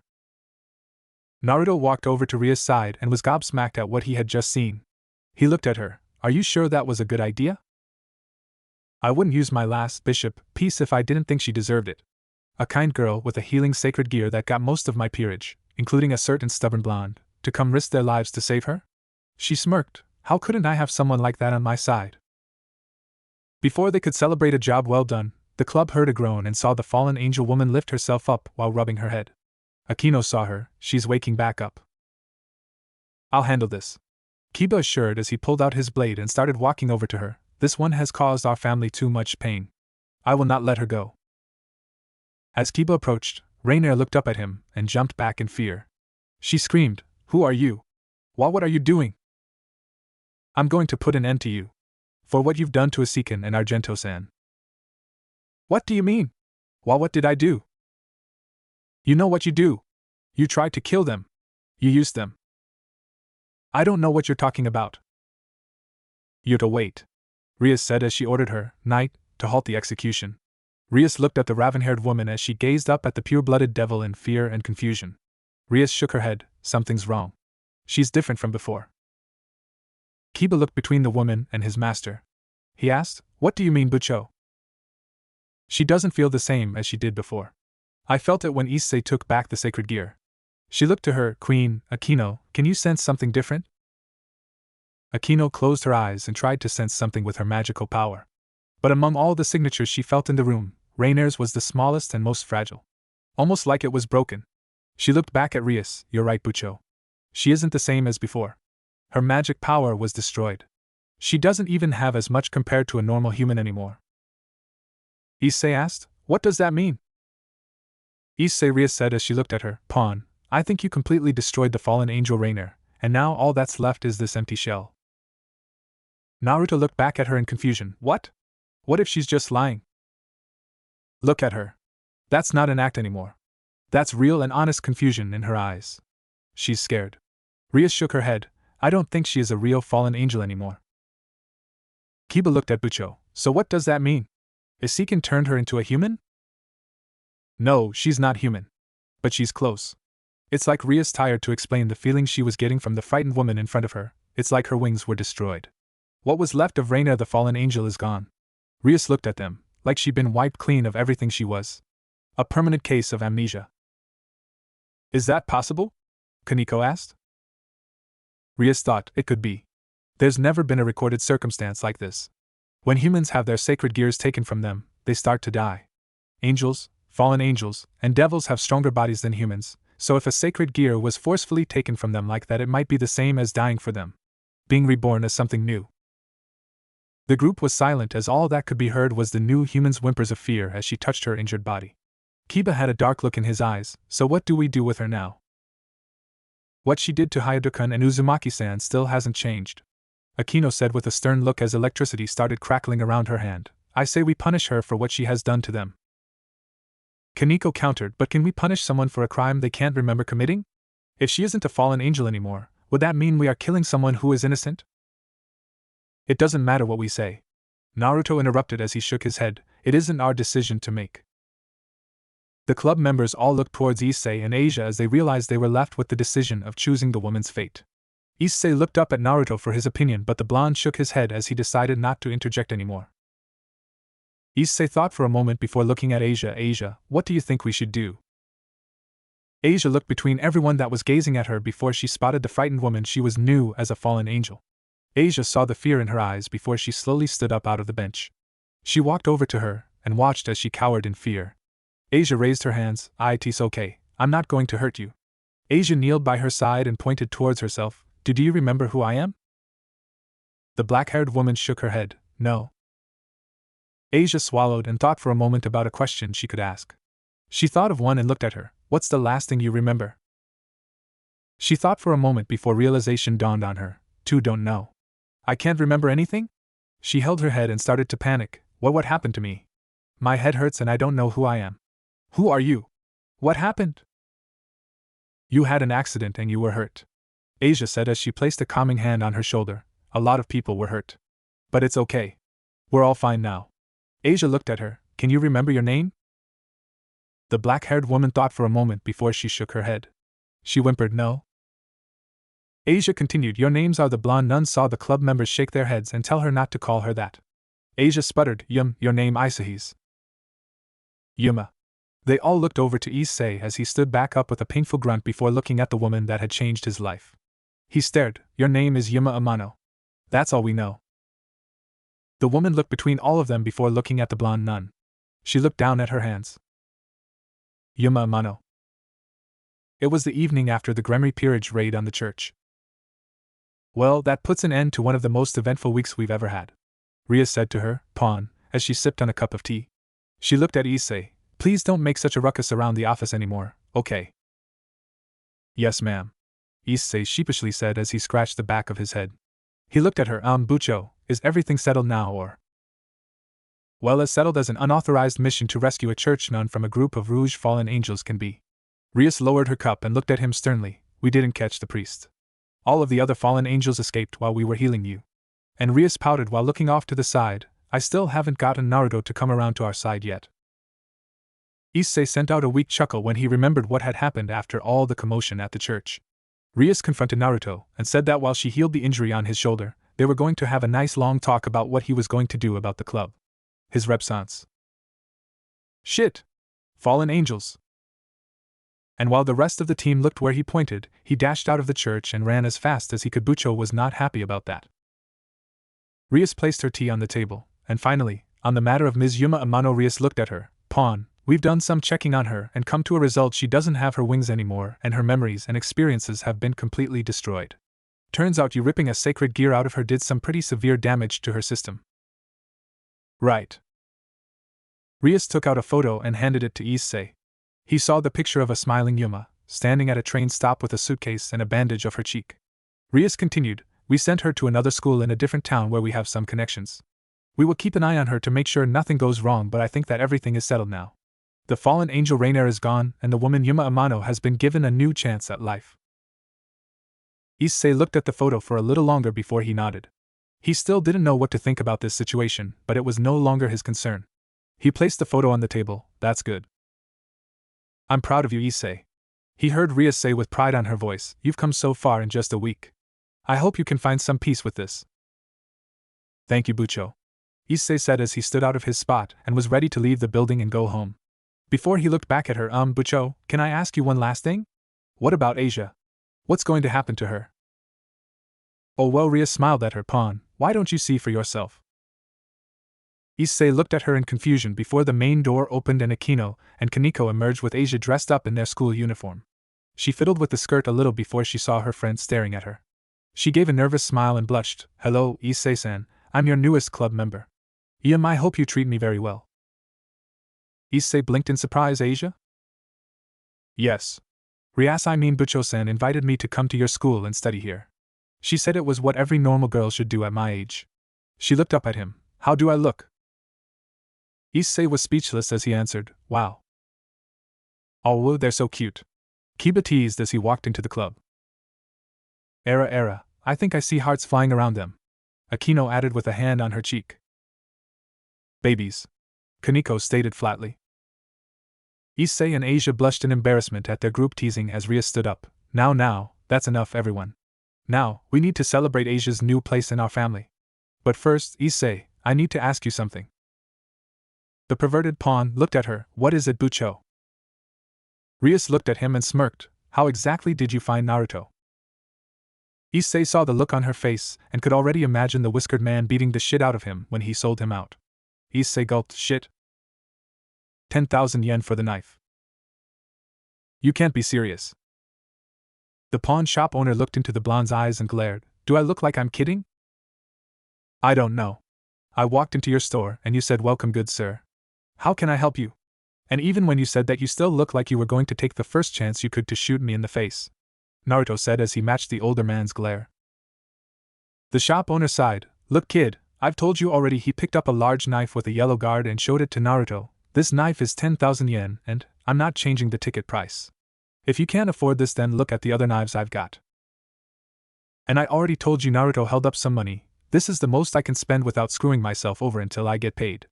I would try to get some more to spend, but I'm usually one bad purchase away from living in the alley. Then maybe you can try buying one of the cheaper knives. I will if you can scrap off just a little from the tag. Okay, kid. The owner sighed exhaustedly as he shook his head. Why do you even need a knife anyway? You're like what, 15 years old? 18. Naruto replied pointedly, a little offended that the man would think he looked like a kid. He was even a little taller than the owner, for Pete's sake. He was starting to shave. Okay, so why does an 18-year-old brat want a knife to begin with? Because Naruto looked at the man. Over the last few days I've been getting into some rather unavoidable situations. Naruto had a bit of a scowl on his face, and honestly, I'm pretty sure a knife can help me get on top of them. Plus, I don't know how to use a gun, and I'm pretty sure swords are banned in this country. The shop owner pulled over a simple knife with no guard and a black grip. This is the cheapest knife I've got while still being sturdy enough to use. And it's 5,000 yen. But in the interest of getting you out of my store at 8:30 in the goddamn morning, I'll cut it down to 4,000 yen. How's that? Naruto looked at the simple knife for a moment before asking again, no lower? No lower. Deal. Naruto shook the owner's hand before handing him the bulk of his cash and taking the knife along with a small sheath.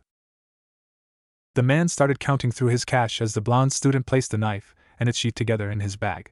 He warned him, now make sure you don't poke anyone's eye out with that thing. And never hold the sharp end towards you.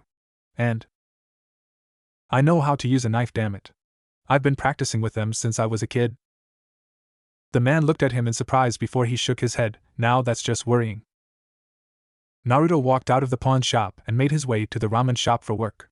After spending his entire day off resting in bed and trying to fix up what was left of his right shoulder, Naruto was feeling a little cheated. But he was at least going to enjoy the peace and quiet at his job. Of course, he was going to have to pay for another apron again. When he came back the next morning to the tree to pick up his apron, the damn thing was gone. Who the fuck steals a ramen apron hanging from a tree in the middle of a park? He turned the corner and saw the ramen shop he was employed at as the front door slid open. His boss, Miyamoto, an older middle-aged man, walked out laughing and started raising the flag to signal they were open for business. Naruto waved, hey Gramps, what you laughing at? Finally starting to go senile? The ramen owner looked at his sole employee and smiled, hey, Naruto-boy, about time you got here. We were just talking about you. Naruto chuckled, yeah, he froze for a moment before he looked at his boss waringly, wait. What do you mean we? The door opened again and a second figure walked out behind Miyamoto. A kawaii, girlier, school uniform wearing, school bag carrying, long crimson-haired figure to be exact. Rias poked her head out from behind the door with a smile and waved, yoo-hoo. We've been waiting. Naruto instantly turned to stone and broke apart as his second-to-last sanctuary was taken from him. He pointed at her like he had seen a ghost. Why are you? I had a little extra time after I finished up some business, and Issei told me about this lovely little ramen shop he went to the other day. Rias kept playing the innocent girl and blushed embarrassingly. I should have realized that a restaurant wouldn't be open at such an early time, but I couldn't stop myself from coming. She smiled up at the shop owner, and when Miyamoto-san saw me standing outside, he invited me in for some tea. Naruto felt a vain throb in his head. This woman had some serious guts to be playing the ditzy damsel so well in front of him. Oh, and Fuckface was dead when he got his hands on him. Miyamoto scratched his head and laughed. Well, when a pretty lady such as this actually comes to my crummy little shop, I can't just say no. I mean, I think I've only seen hair as beautiful as this once before in my whole life. He then looked at Naruto with pride in his eyes, and congratulations, Naruto. Rias-san tells me you joined her club at school. That's great. I didn't even know you could make friends. Naruto glared, I didn't sign the papers just yet. Rias interrupted him, but he's already been accepted by everyone in the club and we just can't wait to have him in. Rias then started acting like she was sad, but he just hasn't even bothered to show up to class anymore for the last few days. I was so worried that I came to check on him myself. Shame on you, Naruto. Making such a lovely lady like this worry. He looked towards Rias and tried to console her. I'm terribly sorry for his behavior, but it is partially my fault as well. You see, he told me that he didn't need to concern himself with an education and threw himself into working here at the shop. But if I had known it was causing this much strife, I would have told him to go more often. It's all right. It's almost time for Golden Week anyway. Rias smiled. He should just start making up for it now by coming to school today. Naruto looked at her with a slack jaw and shook his head. He argued, hey, it's my choice. And I decided to get some work in today. But look, Rias pointed at the school bag he carried his wallet, supplies, and a recently purchased knife in. He looked up at Miyamoto. I think that's all he needs to go to school, don't you think? Why, yes. I totally agree. Naruto sneered before he took a calming breath and walked up to his boss. He looked the man in the eyes. Gramps, listen, I hate school. The subjects are boring. The days are long. I don't learn anything because I couldn't keep my focus on a can of beans long enough to save my life. It's just always been a rather agonizing experience for me. He grabbed the man's shoulder. Wouldn't you rather have me work here so we can get some quick cash and serve up some good ramen? Huh? What did you say? Miyamoto smiled and grasped Naruto's shoulder. Naruto, I hated school too. Stop bitching and get over it. Miyamoto walked into the ramen shop and closed it behind him as he left the frozen blonde outside. Rias giggled a little at his complete motionless form before she watched him sigh. He looked back at her with a dry glare. You are enjoying this way too much. Hee hee, Rias said with a giggle before she spun on her feet and started walking towards the direction of their school. Well, come on. No use in wasting our time anymore. Naruto grumbled before he started walking behind the cheerful devil. He looked at her strangely. You know, I'm sure classes have already started. I'm fine with being tardy, but what about you? Oh, it's just one day. Rias reassured as she kept walking through the streets. I might get scolded by an old friend of mine, but that's a chance I'm willing to take. Naruto shrugged his shoulders and decided he wasn't going to bother talking her out of it. He had only known her for a little over a week, and she had already cemented herself as one of the most stubborn women he had ever met. He thought for a moment before he looked at her back. Hey, what do I call you? She looked back at him. What do you mean? Well, everyone in your club likes to call you Bucho. And I don't really know what I should call you either. Like Bucho, or Rias Gremory, or Gremory-san, or Rias. You can just call me Rias. The beautiful crimson-haired woman smiled back at him. If you let me call you Naruto, then I feel it would only be fair if that goes both ways. The blonde looked at her, smiled at him, and felt it would only be a step backwards if he refused. He nodded. All right, Rias. Let's go to school. Hello everyone. It's a pleasure to meet you, the blonde girl nervously said as she stood at the front of the class. She bowed her head. My name is Asia Argento, and I'll be transferring into your class today. Hope you all can watch over me while I'm here. The moment the new transfer student finished her introduction, everyone in class jumped out of their seats and roared like animals. It wasn't every day they got a super adorable little blonde foreigner transferred into their class. As everyone flocked around her, Asia was panicking and didn't know what to do.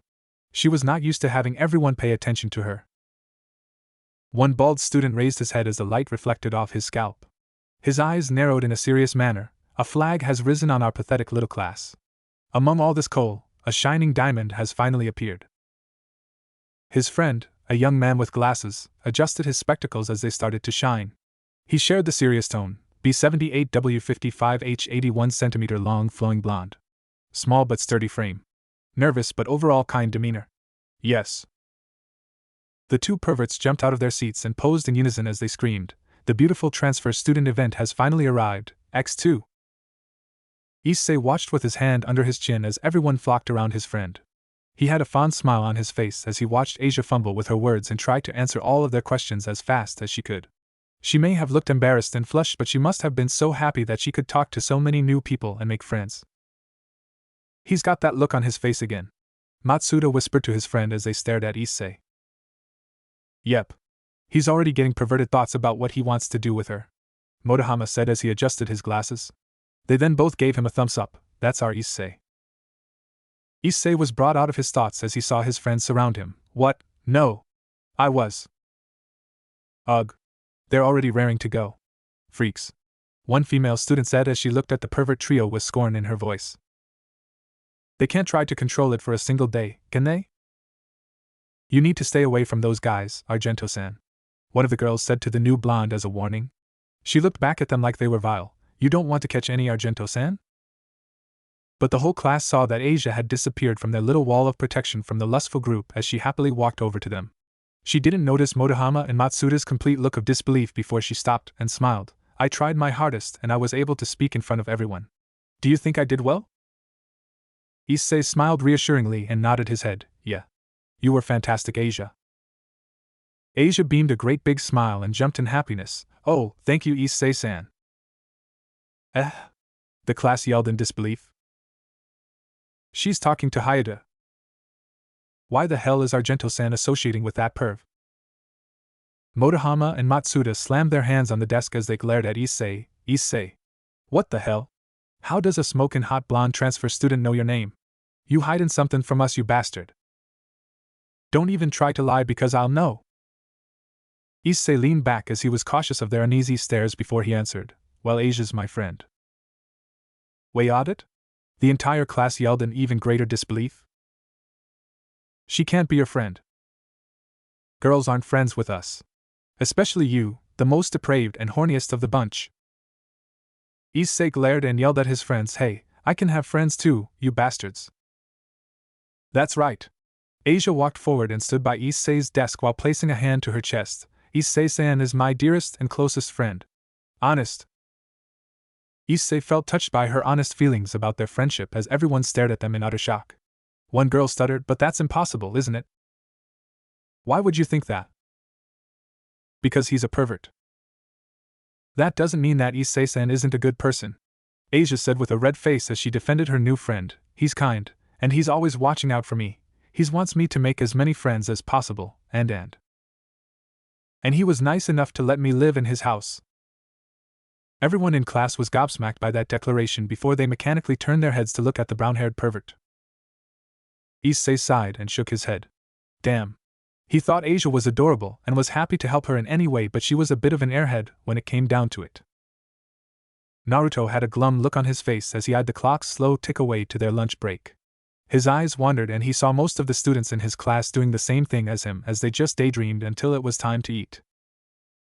The teacher finally dismissed the class for an hour and everyone started getting out of their seats to get some food.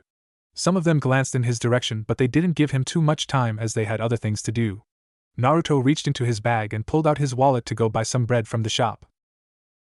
Era, it's quite a treat to see your miserable expression here at school with the rest of us.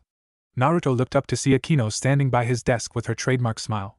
The students around them started to whisper when one of the two great Onisimas started talking to the blonde as Akino tilted her head. I'm actually amazed she was able to force you to come here. Naruto looked at the pleasant woman with a flat state before he sighed. Rias ordered you to keep an eye on me so I didn't sneak out, didn't she? Not so much an order as I volunteered to watch over you. Akino then held her hand to her cheek and smiled. I mean, we share most of our classes together, so it would make sense that I would be given the task of making sure you don't try to run away. Plus, I find it kind of funny to see you grumble and meander your way through the class period. He looked up at her as she smiled and deadpanned. So this sadism stuff, is that why you felt it was necessary to keep beating me to a pulp last year when I accidentally picked up your bra? No, that was just because I was embarrassed and didn't know how to act. That was the first time a boy had ever seen my underwear. I was blushing. From the hot and heavy feeling in your loins, no doubt. Naruto responded, not believing her words as Akino sent a menacing aura at him. He started packing up his bag to find a peaceful place to eat, now, if there are no other interruptions. As Naruto packed up his bag, he saw another girl from their class approach his desk. He looked up to see a young woman with a tidy mop of black hair and a few small bangs framing her face along with a pair of glasses. She had a slim, alluring figure as she stood in front of his desk quietly. Naruto looked up at the young woman as her piercing purple eyes looked back into his cerulean ones. She nodded her head with a small smile on her face. Hello, Naruto Uzumaki.